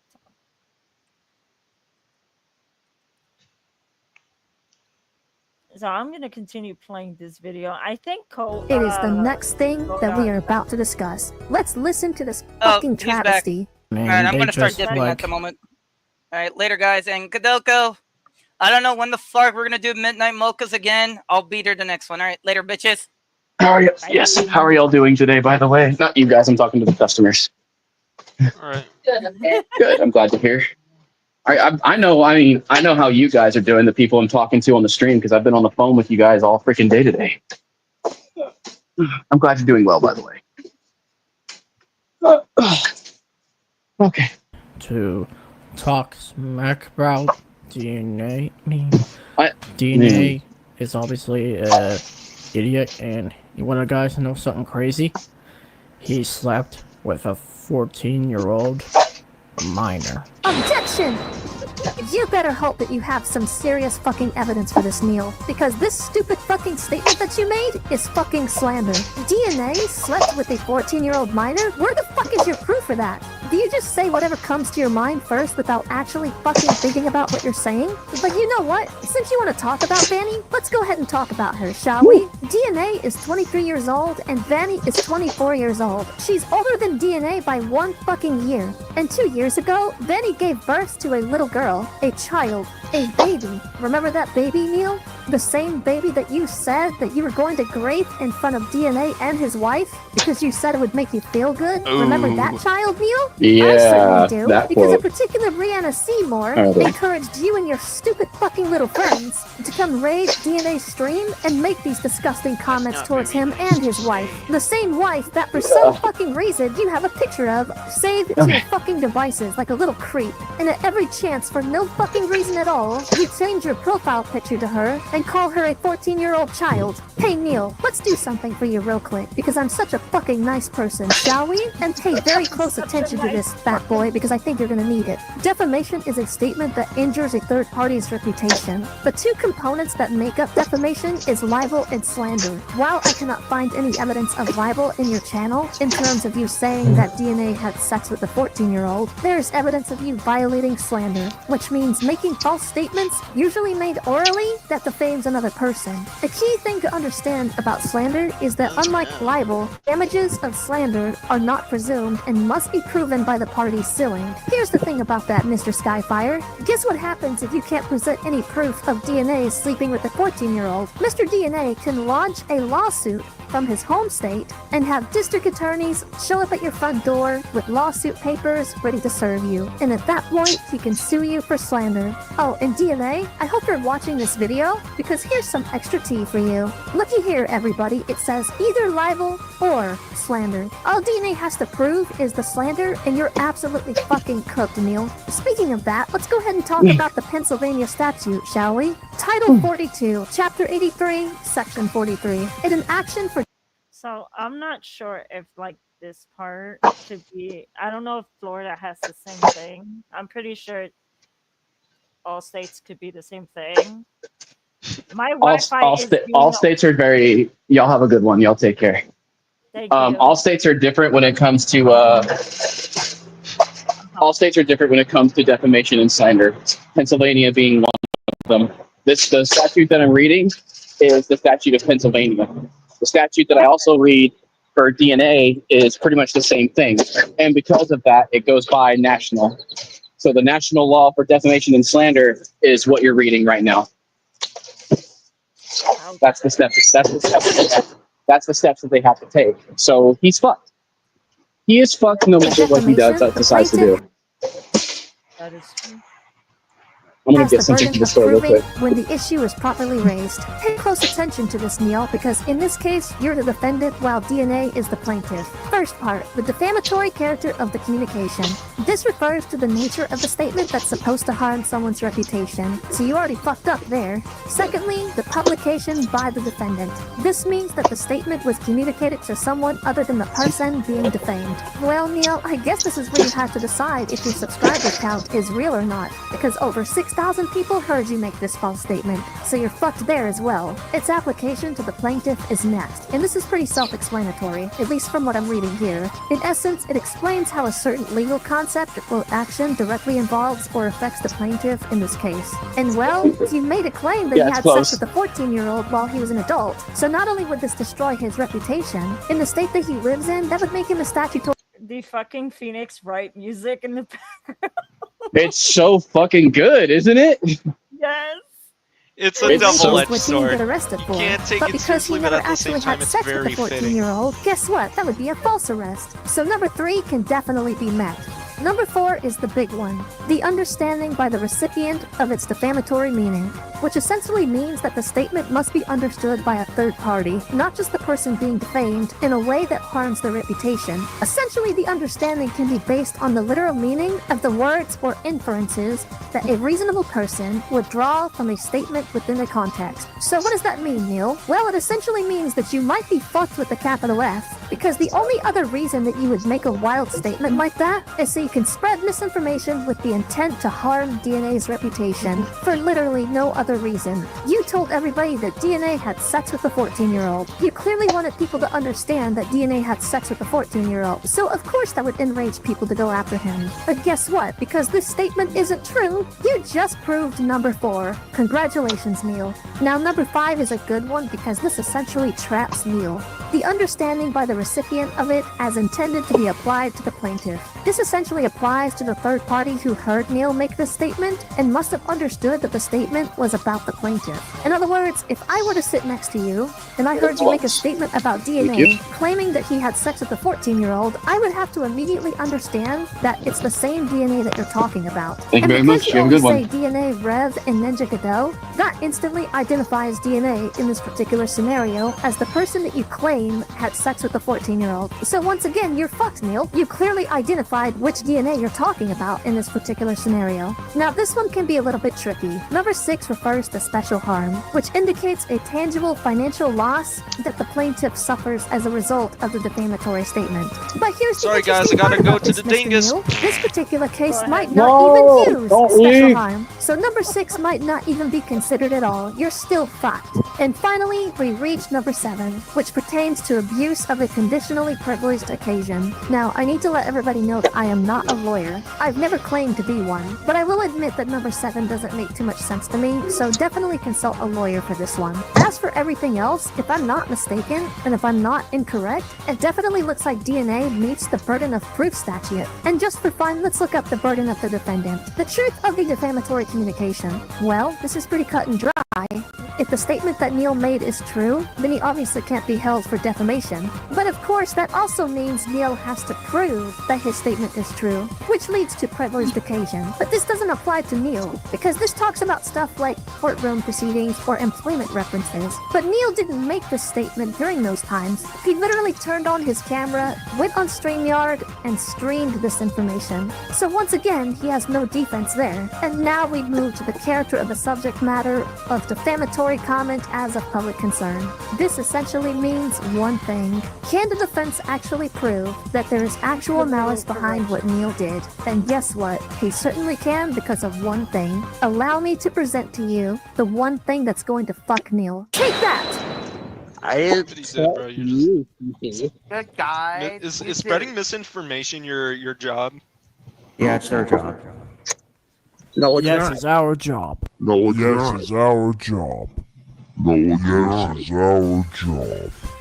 And there it is, ladies and gentlemen. Irrefutable proof that this was never about the truth. Neil Birds, also known as Neil Kumar, caught in 4K, admitting the quiet part out loud, which is no longer quiet, by the way. Neil Kumar just admitted in his live stream that this was never about finding the truth. This was about simply ruining a man's reputation for absolutely no fucking reason at all. Oh wait, yes there was. There was a reason. Neil Kumar has been actively pushing for Brianna Seymour to return back to the platform, and he said himself that he would do whatever it would take to bring her back no matter what would happen. I guess nobody gives a fuck about the 23 victims that Brianna hurt, right, Neil? Can't really say that you care either, considering you doxed a little girl from your own school. But let's not get too far off the subject. Let me cook while I still can. The hot typing mug of truth is this, Neil. You thrive off of us because you love spreading misinformation about us, when all of your friends, who are child predators, by the way, get exposed. And it's very clear that Mandy Kumar doesn't give a shit about you, considering.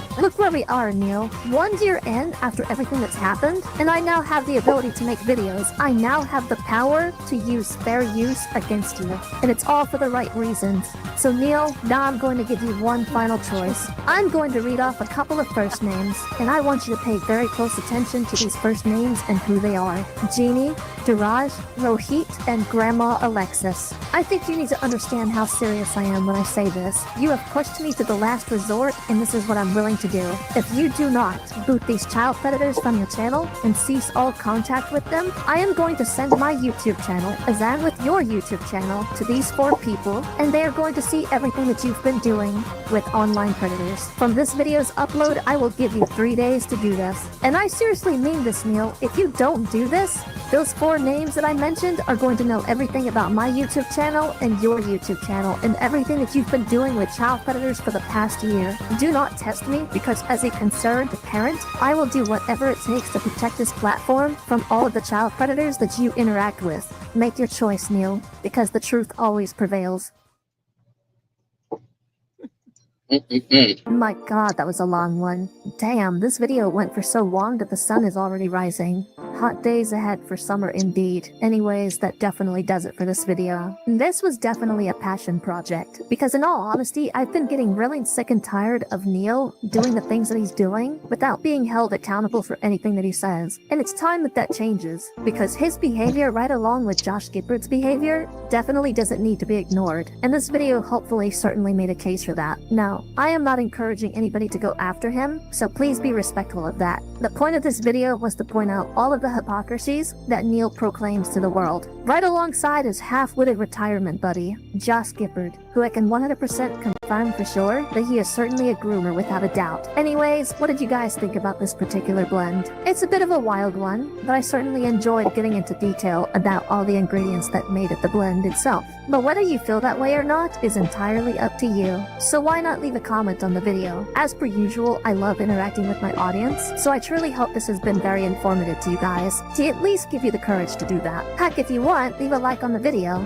It would certainly help the growth of this channel. I plan on doing more reactions in the future for sure, as well as commentary videos, but my real golden goose is the Cadeau Blend podcast, where we discuss a whole bunch of things that are fun for everybody in the podcast. This ranges from predators that Rev and I have caught in the past, right up to talking about fun things like Bigfoot. Wait till you hear our assessment on religious cults.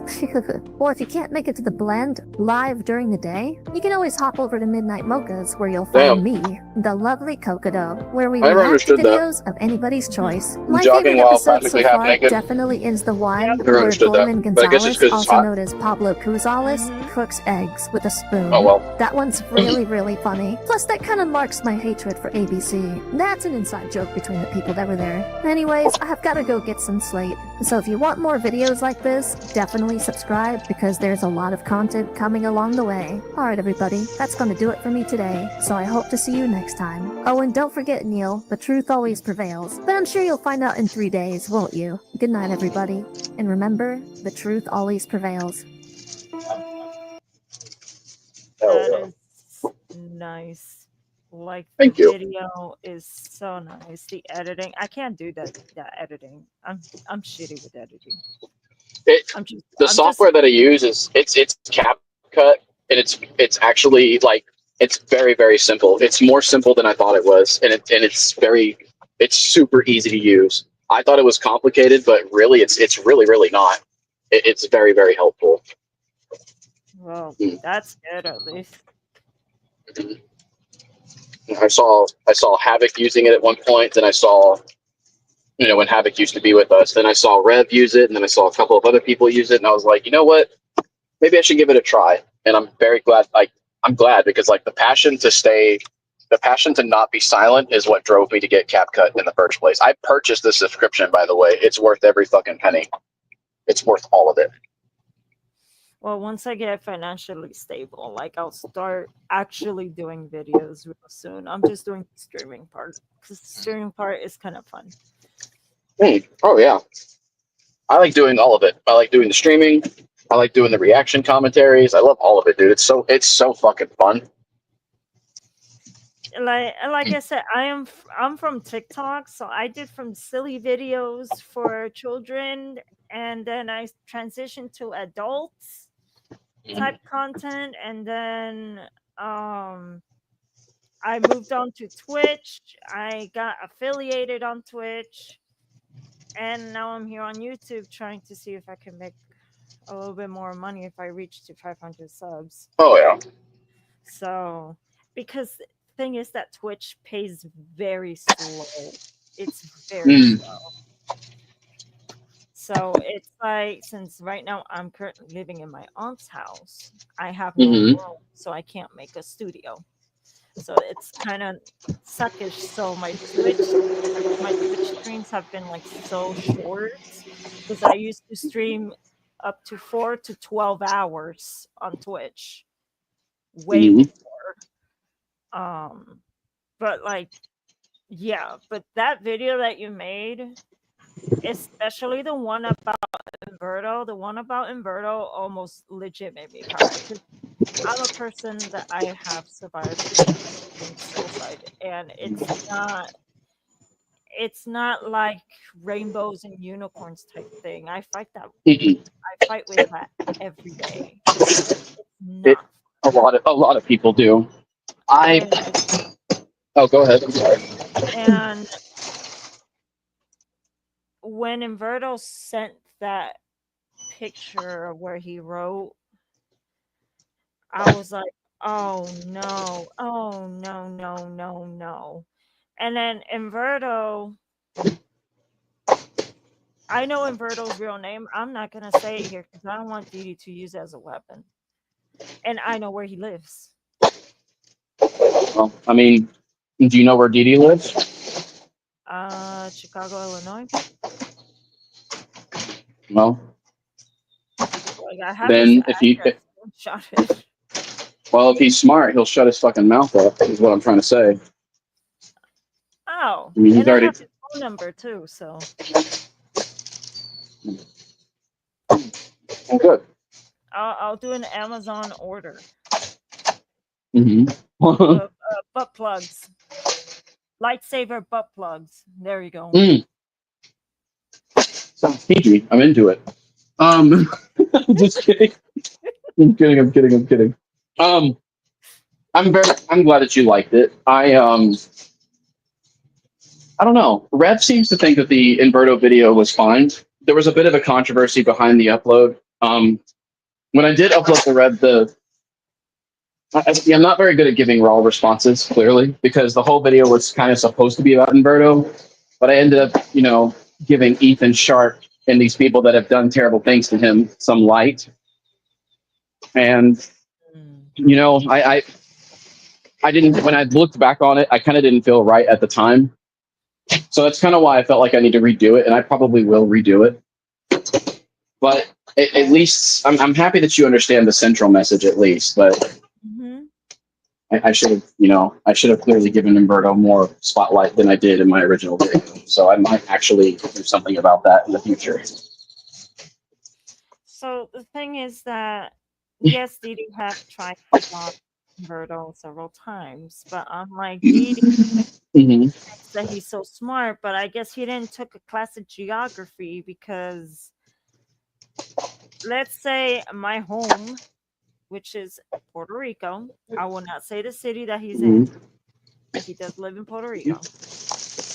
That's like 2,000 to 3,000 miles away, and all that is water filled with sharks. Well, and the Bermuda Triangle, if you guys are into believing that. So to get there is by plane, but I don't think Didi will survive a day in Puerto Rico. In Puerto Rico, we despise predators. So he won't make it a day. He won't. I mean, if he goes into a neighborhood with some shoes dangling on the wire, yeah, he ain't. Right here. He's not gonna make it. The locals are nice, just don't piss them off. Well, I mean, here's the thing that I always tell everybody: when somebody and again, this kind of applies to me as well, because let me preface this by saying, I am not kidding. I will actually contact everyone in Neil's family to let them know what's going on. I have the power to do it, and I will do it. I will use my police connections to do it. But when it comes, but here's the thing. Hearing me say that versus hearing Zexio say that versus hearing Gennaro say that, it's completely different. Because when the thing is, from what I've understood about Zexio in this light is that he doesn't necessarily and again, I'm working at the moment, so if I'm all over the place, I apologize. So don't take me out of context. When Zexio does what he does, my understanding of it is that if he is pushed enough to a point to where he has to make a statement about something and he will do something about it, he will do something about it. From what I'm understanding, I don't think he's the one that's doing everything behind the scenes. I think he's got a very organized team that, fishes this information and they get what they get with it and they do something about it. That's different. And then there's what I do, which is if I can look through their socials, I can find names. And if I can find names, I can find addresses. And if I can find addresses, I can find phone numbers. So the difference between me and him when we do that is we actually have the power to do something about it. And Zexio and I, at least as far as I know about Zexio, we don't have any skeletons in our closet. The thing about Didi is when he makes the same exact threat that we are, there's too many skeletons in his closet to do something about it. So all these threats that he says about getting your location and everything, they're all empty. It's all empty threats. They mean absolutely nothing. I mean, he exposed my Discord IDs, and I'm like, so I can expose his Discord ID right now. It's not. What is he fucking stupid? Well, that's the thing. Well, that's the thing, though. It's super easy. All you have to do is right-click someone's name with the 3 dots, and you get you copy their Discord ID. How is that supposed to scare you? God, he's so stupid. How is that supposed to scare anybody? That makes no sense. What? And surprisingly, I did found him in a website that used to exist named docspin.com. I found him there and it had all the information on him, and I don't know what I did with it. I don't know if it's on my old phone, but my old phone is like black screen of death. So it's like it has his address, his users, his passwords, everything. So it's like, and now the website doesn't exist anymore. He really needs to stop making faceless threats, dude. Like, the reason why I did your milk, by the way. The reason why I described the steps to getting a Discord ID is to make people realize, oh, wait, it's that simple? Wait, anybody can do that? Well, then that's not very scary, is it? Like, it's so stupid. Well, and here's the thing, not everybody can do what me, Rev, and Zexio do. That's what makes us stand out. Because we actually have the connections to do something about it. And DD knows that. He'll give off the illusion that he can do something about it. But the problem with that is he has, again, it's like I said, he has too many skeletons in his closet to actually do something about it. And that's the attention that he knows he doesn't want. So he's literally virtually powerless. He's just fear-mongering people into making them believe that he can do something when he can't. And he's just a baby. I used to do what you guys are doing. Like, Mhm. I used to be really deep in it. But then I just took a break for a while. Wow. It's like 3-year break. Well, then you're probably really sane then. That's the most sane decision you can actually make. So I don't blame you for doing that. I'm kind of trying to get back into it again, slowly but surely. But since I've been diagnosed with PTSD, I kind of been going like slowly on it. Do you want me to make a recommendation to you? Sure. This is coming from somebody that doesn't have it. I wouldn't do it. If you're diagnosed with something, I don't think you should do it. And it's not because I want to cut your fun away or nothing. But considering that I decoyed for a while, I've seen some things that most decoys never see. Because most decoys are Chris Hansen style decoys that, they'll pop up in the chat room and they'll always attract the fucking weirdos. Me, I had to actually adopt to the life of a 15-year-old child. I had to actually immerse myself with being a child to the point to where it almost sounds like I have like a psychological form of DID, which actually did scare me for a while. I do plan on making a video about this, by the way.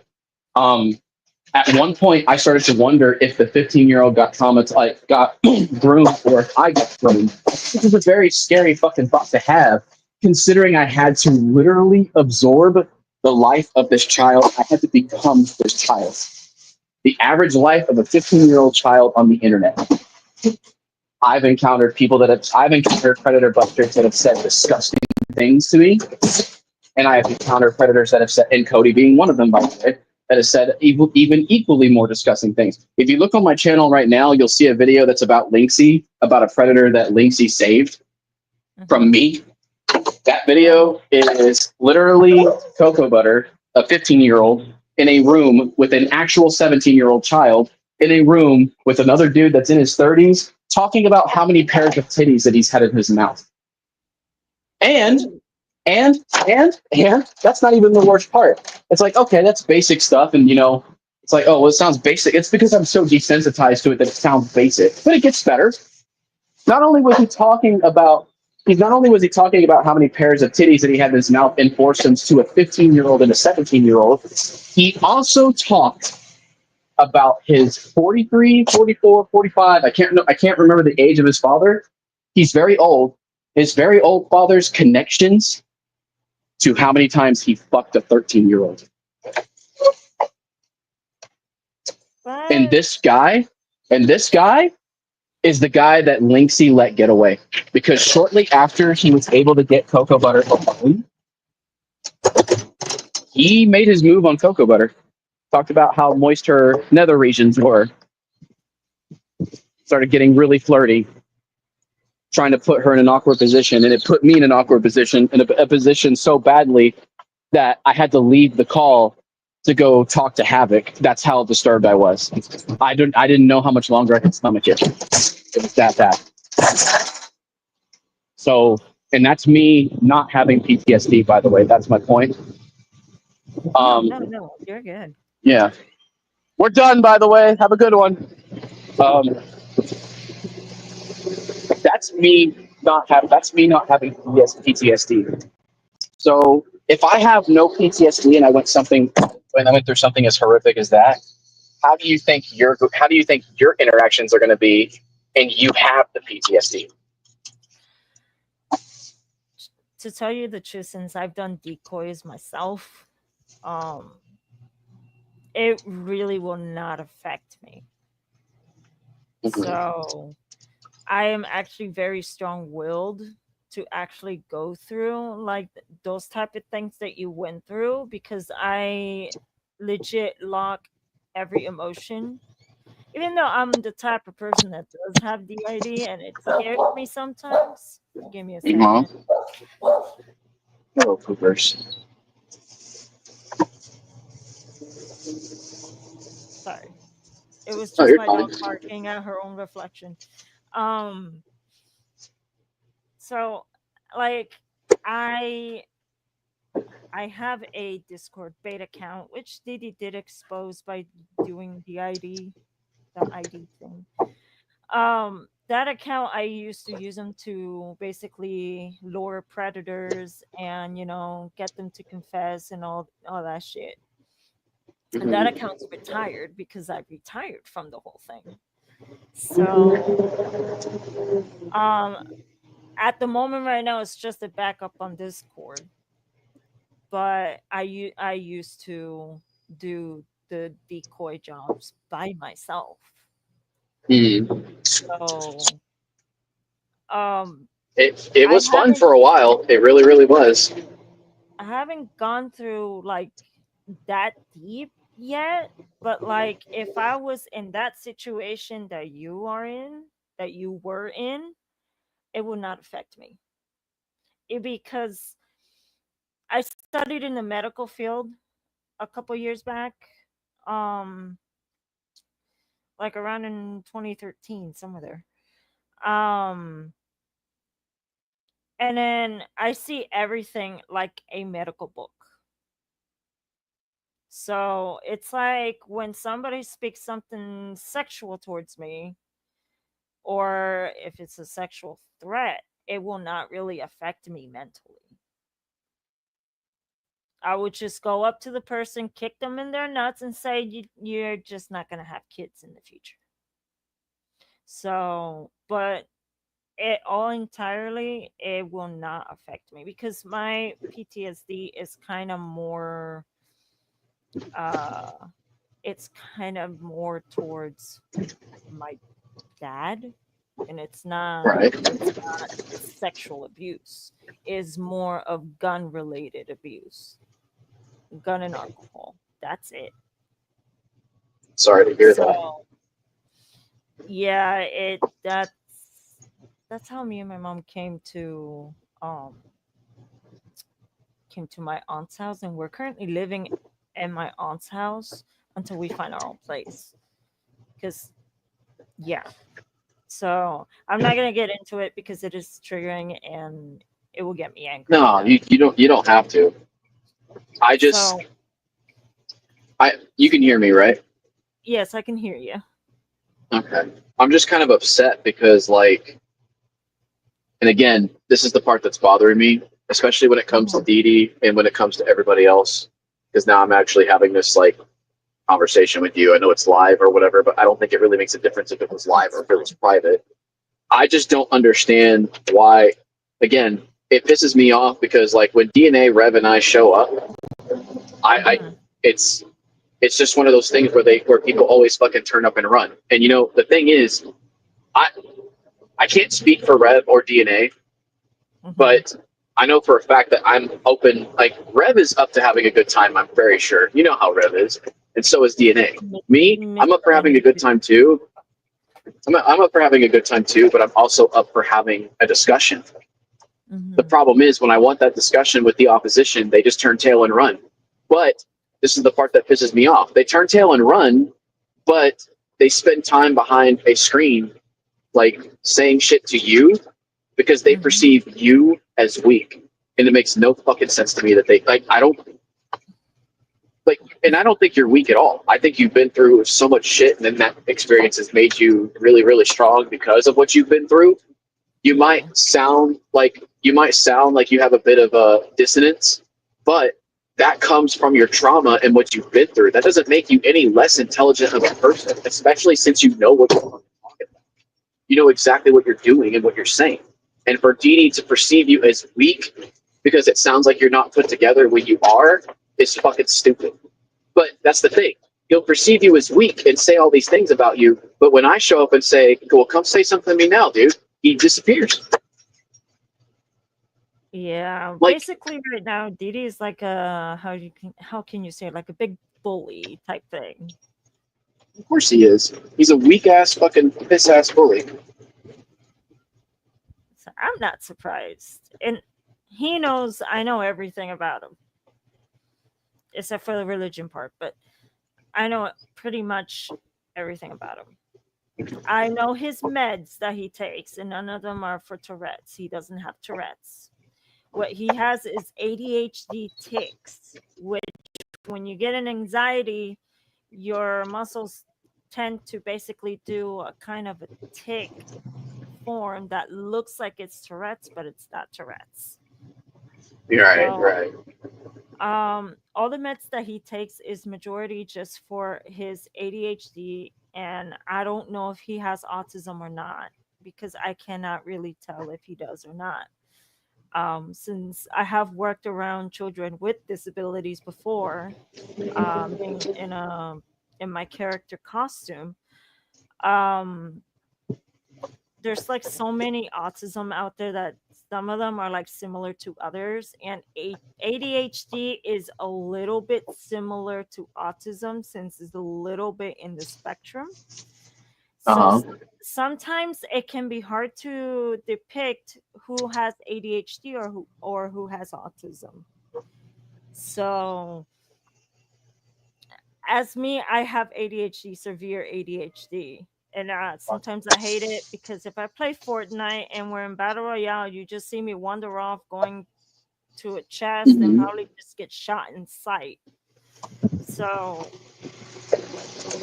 the thing is that what I'm disliking completely about Didi is that he's using his disabilities as a weapon to cover his tracks on what he did. And you heard of a YouTuber named Ablaze, right? Ablaze, yeah, I've heard of him. He's a European dude, right? Yes. So I know who he is. He makes these videos of people faking disabilities on TikTok. And to tell you the truth, I'm sorry, Didi just has to be one of those people because I got you. when I first met him, he didn't say he had autism. He didn't say he had Tourette's. That came soon after as he got a bit popular on TikTok. So the disability part, him using it as a weapon or as an excuse to gain sympathy from the internet is absolutely disgusting. I mean, the worst that I have, and you know, Rev will argue with me until he's blue in the face, which it's kind of funny. You know how we are, because it is really true what I've said. Like Rev and I, we work together, but we don't always agree on the same thing, and everybody's always like, well. It's related to what you're saying. It's like, well, you and Rev work together, so you both push the same propaganda. It's like, well, first of all, we don't push propaganda. Secondly, we expose the truth. Thirdly, him and I, despite us being partners, we both have different ways of doing that. Like, it's not a fucking ends justifies the means kind of thing, because that feels like evidence is being manipulated. No, that for me, it basically means like if something appears as it is and something is what it might be, you look into it, do this, and that, etc. Well, and I'm going on a tangent again. Point being is this, okay? I have ADD. I'm pretty sure I fucking have ADD. He will argue with me until he is blue in the face that ADD is not a real thing. I tell him, you know what? My PP is bigger than yours because you're European. That's fine. I don't care. And he starts fucking like doing his own fucking thing. But regardless of that, I feel like if I had some kind of, dealio, I might mention it once or twice if I might have it, but I'm certainly not going to make it my identity. Like, why would you? Because here's the thing: if you make it your identity, and then you find out that you don't, and then like people find out that you don't actually have it, how do you expect to emerge from the lava that's going to be poured on you? Why would you do that to your own fucking career? That doesn't make any sense to me. At least you're understanding where I'm getting at. Yeah, exactly. Well, that's exactly what I mean. I understood it completely because like it's retarded. Why would you do that? So that's why I'm like saying I have the ID, but at the same time, I'm still talking to my doctor about it. So we don't know fully yet about it. As long as you talk to a professional about it, they can work some techniques to find out what you have. Yeah. So, But here's the difference though. With you, it's not like with you, you're not going around and going, well, guys, we're gonna watch Ninja Godot's content today. Then we're gonna watch Zexio's content today. By the way, I have Tourette's. Anyway, you're not fucking doing that. That's what he's fucking doing. He's going around saying that he has all these disabilities, but he doesn't even know the fucking first thing about them. Like, the signs are so fucking off. He might. Okay, I don't think he has Tourette's. I think he might certainly have autism because he does think in a certain way about certain things. So he definitely has some kind of form of autism. That I can definitely agree on. And he might actually have it. But you know what? I don't give a fuck if you have autism. You know why I don't give a fuck if you have autism? Because I've worked with a dude who predator busted before, who had associations with another dude that busted White Bowser. And that dude now works at Bethesda. He also has autism. Guess what? He even messaged me and he said, most autistic people don't fucking act like this. So it's not autism that's causing you to do this. It's your morbid curiosity of what, I'm definitely going to shoot myself in the foot here maybe, but I mean, again, have the mind of a criminal, think like a criminal, you might understand them more. Well, maybe it's the morbid curiosity of seeing what a child looks like. And that's where it is. That's where it is. Like, tell me I'm wrong. Tell me I'm wrong, dude. And the other thing is that Karma saw my previous Loki picture, which Streamyard hasn't updated yet. Don't even get me started on that, girl. Go ahead.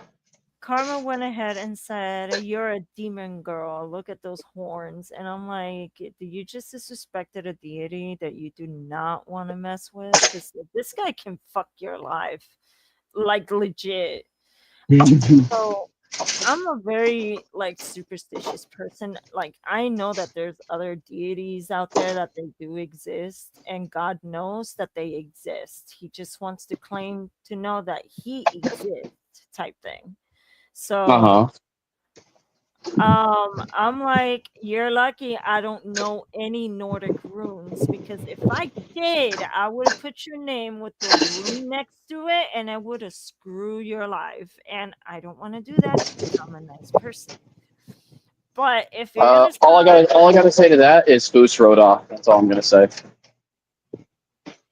What? Nothing. A real gamer would understand that reference. I said, okay, here, maybe, but look, I said Foos Roda, but if I actually pronounced it, in a different way, you might recognize it. So here it is. Foos Roda! Okay. Yeah, Skyrim. Gotcha. There it is. Yes. Yes, you are a true gamer. Congratulations. So I'm like, And then she's kind of offended by my internet name, Goddess of Mischief. Goddess of Mischief pretty much derives to my big, huge fan of Tom Hiddleston being Loki in Marvel. Mhm. And then at the same time mixing with the Norse mythology deity Loki. So I just love the story of both of them type thing. So I just went ahead and I just call myself Goddess of Mischief. It's just a nickname on the internet.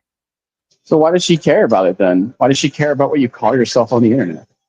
Because she's like, you're a demon, you're a witch. I'm like, Okay, well, typical fake Christians. Okay, well that sounds like my dad when he didn't even understand what Pikachu was, and when I had to explain it to him, he was like, and this is real by the way, because he's a Jehovah's Witness. He basically said he was like, oh Pikachu, yeah, well that must mean demon in a demon language, and I'm like, Dad, it's literally electric mouse. It's electric mouse in Japanese. So then why do they say their names over and over? Because that's what the artist decided to. Dad. Dad. Well, okay, what about Charmander? It's literally fire salamander in Japanese. Dad, are you trying to now, Dad? I want and believe me, when the religious cults thing comes up, oh dude, wait until you see what he says about Teletubbies. Holy fuck. You think that the Pokemon thing is weird? Wait until you hear what he has to say about fucking Teletubbies. What kind of fucking language is that? It's I don't know, it's Teletubby talk. Oh, it's talk of the demons. These people clearly studied demons. Dad, it's literally just fucking Teletubbies being retarded. Oh, I know the feeling. I've been through that when I was little. Oh boy. No, that's like but Karma's Revenge, that's her name? Yeah. I don't wanna judge her too much. And it's not because like my only reason for not judging her is I want to actually see if I can get a legitimate conversation with her, but she's probably going to interpret that as, oh, it's a trap. You're going to record me. Well, I mean, I'm at work right now. I have no recording equipment on me. If my microphone was a studio microphone, then I would be worried. Yes, I might be possibly recording you. But if I record you, I'm obviously going to ask for your consent first, unless it's an interview with a child predator that I know for a fact is a child predator. That's the only difference. Now, I even told Dee Dee, like even during the allegations and everything, I told him, yes, I'm going to be recording you. I even told him that. He knows I told him that. He accepted the interview, but then after some controversies came up that week because I was too busy doing my stuff, I was like, look, dude, I'm working on delivering milk. I can't do the interview right away, but trust me, I will do one with you soon. He wouldn't do it. At that point, he canceled the interview because he thought I was going to sour his reputation. Here's the thing. Okay. And this is going to sound very controversial, but my interview could have saved him. If he would, now listen to what I'm saying. If he was telling the truth, if he was legitimately, honestly telling the truth, that interview could have saved him. It really could have. Yeah. Because it'd be like, well, I don't want to condemn an innocent man. I want to know if he's honestly telling the truth. I want to hear his side of the story. But because, and listen, I'm not going by what other people said. I'm literally going by instinct. Because he declined the interview afterwards and would never accept my interview again, even though I did absolutely fucking nothing to make him do that. Well, now it makes me wonder. Did he plan on doing an interview with me to lie to me or tell me the truth? Well, it's very clear to me that he probably wasn't going to be honest about it. So I'm never going to get that interview. I mean, Goodell, you'll never know until you get the interview. Problem, I can't get it. He won't let me have it. So, and he thinks I'm like Vexio, and I'm not. He thinks I'm like Rev, but I'm not. I've made it very clear that I am my own human being fighting for the truth. But if you are for the truth, I'm going to say it again. I'm your best ally. I'm the best one you're going to have. And I don't care. And I don't care if Neil and all of them are listening in the background. Wishing a Godot lie. Well, the problem is every time I've invited you to come to the platform to talk to me, you decline it. That makes me wonder. Why do you perceive me as these people that want to do evil things to you? I'm not. I'm not one of those people. I would love to give you the benefit of the doubt, but if the evidence turns out that you're a piece of shit, well then, the interview, I mean, it kind of justifies itself, doesn't it? No, it does. So, and I'm sorry, I'm an old man. I'm rambling again. I'm just sick of it. I'm sick of being lumped in with other people, and that's not an offense. That's not an offense to Zexio or an offense to Rev or anybody. I'm sick of being lumped in as like a collective. Like these people think that Rev and I and Zexio, we all think the same. Well, here's the problem. If we all thought the same, here's a concept. Here's the concept, Goddess. You're gonna love this. Ready? If we all thought the same, then why aren't we working together now? That's a good ass question. Exactly. You know why we don't all work together? I work with Rev because he's my brother. I don't work with Zexio because his methods of catching predators are too different from mine. That's not to discredit Zexio or anything. That's just me literally. I just don't work with the guy. And he doesn't work with me. He knows it. I know it. We both know it. That's how it is. We're not the same people. I don't know why these guys keep saying that we are. Oh, but you support. It's stupid. Well, you supported Zexio. What do you mean? How did I support him? Well, because you talked to him? Wait, so you're telling me, okay, so if I interview Hitler, that makes me a Hitler supporter automatically? Do you hear how fucking stupid you sound? That sounds so fucking dumb. Oh. How do you think? So every journalist that has interviewed Hitler is now a Hitler supporter. Oh, I guess that also means if Hitler has a dog, you support Hitler because you have a dog. Do you not hear how fucking retarded? God. Yeah, That's how these people think, man. The stupidity is what's killing me. It is. Like, we don't all think the same. I have my methods. Rev has his methods. Zexio has his methods. When I say collectively, like, we've been busting people, we've been collectively busting people. Like, people forget there's other groups out there that have been doing the same things that we do. But I guess ignore that fact. Ignore it because it doesn't mean anything. I mean, it's only my word and my actions, but whatever. Oh, of course. On the upside, this cheese is really good. Well, I'm gonna have cheese to is end good. the stream here. So Mhm. thank you for joining, Nicocado. Absolutely. If you ever need me on anytime, go ahead. I'll plug in a couple of things. If you want more videos like the ones that I did, you can always check out the Coca or the Ninja Godot Cafe or the Godot Blend Cafe. You can check out that channel. I'm sure it'll be linked somewhere. Subscribe to Goddess. She's pretty cool. I haven't seen her content yet, but I'm definitely going to start watching it now, especially when I have the free time. All good vibes here. We're all chill. Just just be cool. I guess that's pretty much all I got. Thank you. Mm-hmm. Also, Absolutely. please subscribe to Coco. Very Thank you. informative. Thank you. And I appreciate it. Lovely person. Oh yeah, definitely. Also, Coco Bandicoot, 100%. No, she's amazing.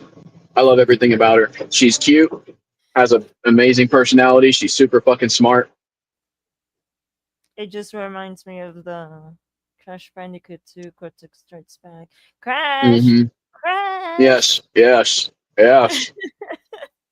That's exactly the one.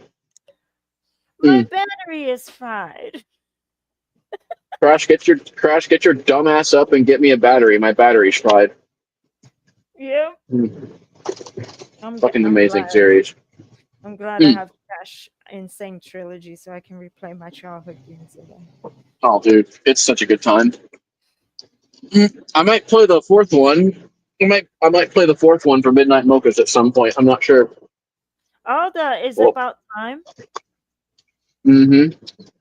That's actually canon to the first 3 original games. Mm-hmm. That's the new Coco is actually my favorite. I actually like the new Crash design too. They look great. I have Crash Bandicoot and Neo Cortex as Skylanders. Also, I've never played those games, but I've heard they're very, very good. The Skylanders games. They're very popular for a reason. Well, not now. But like if you're like a collector like me that's trying to look for every single Skylander, I have over 115 of them. I'll tell you what, If you want to be best friends with me forever, get me a Cocado amiibo, and I will fucking love you forever. Please. I don't know why Jirai drew her holding the coffee the way that she's holding it, but I think I like the style of it because it's like I have all this heat surging from this liquid, and I can clearly take it, and you fucking can't. Kind of makes the finger amazing. I want a gif. I want a gif of her throwing her coffee cup at the screen. I want this, please. Please give me this. Also, keep an eye out that sometimes on my description, I will put I'm in the green room of the cafe, or if I Mhm. snuck into the cafe to steal a coffee. So I will sometimes put these little goofy texts on the description below. Mhm. So Well, basically, I'm just your mischieful customer. Well, if you're the mischief person, do me a favor and fix my fucking bathrooms because all the revs that Rev keeps bringing, all the different kinds of revs, they keep going in there and eating the fucking toilet paper. Sure. No, well, we came up with a skit where like it's like there's multiple versions of Rev. There's one Rev that's eating the toilet paper, and then there's the other Rev that's like the benevolent Rev just looking at him and he's going, "Why are you doing that to yourself? It's just like, why are you eating it?" And then the other thing that I like about your videos is how you make it like sort of a role play style at the same time. Oh yeah, that was kind of the intention. That was really Mm. nice. Well, wait until you see the lore. Wait until you see the lore of Cocado. The mask that she wears, I've always talked about this. I'm not going to go into too much details. The mask that she's wearing, it's not a fashion statement. She can't see. She literally can't see. She's blind. That's cool. But there's a reason why she ended up becoming blind. The whole antithesis of her character is the mask itself, because the mask is what keeps her from finding the truth. That's why she's so desperately trying to find it, so she can see again. Cool. That's a really nice lore.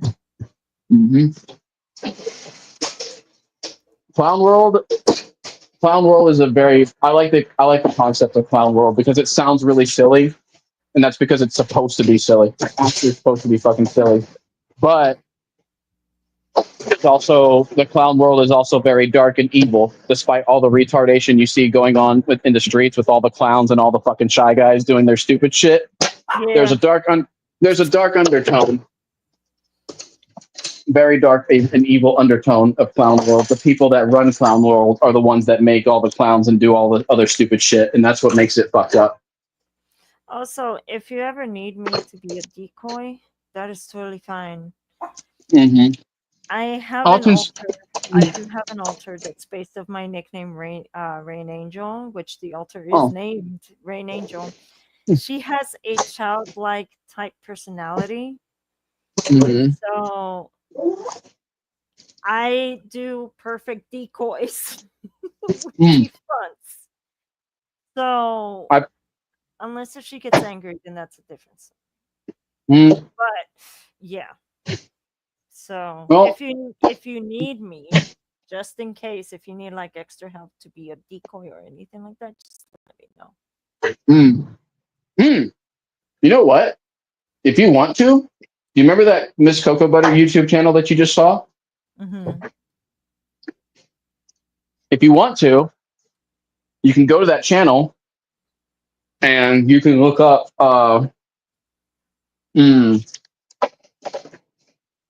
you can look up the old videos that I did.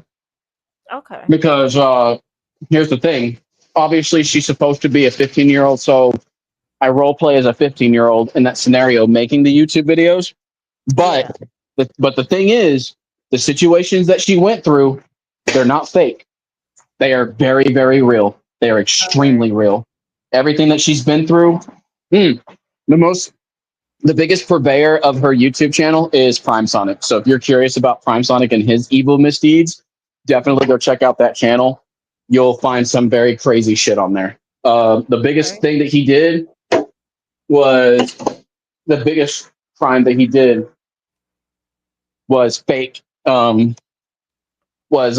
his grandpa's death just so he can upload a Roblox video, and had the 15-year-old girl watch him do it. Oh yeah, that's on there. That's fucking on there. Wow. Mm-hmm. It's fucking evil. Oof. Hold on one second. I gotta tell my driver something. Okay. You'll have to grab everything on your own because if I leave this dry, it's gonna collapse and destroy everything. Oh, well. I can't move from here because if I do, I've tried tightening it. The dry's gonna fall everywhere. But we're basically ready. But yeah, okay. I know you got to end the stream, so I'll go ahead and let you go because I got to get back to work. Everybody, I love you all. Miss Goddess, thank you for having me on. No problem. I hope all of you, absolutely, and I hope all of you have a fucking amazing night. Take care. Bye bye. Thank you all for joining my live stream. I greatly appreciate it. Be strong, be awesome, and I'll see you guys on Twitch at 10 p.m. Bye.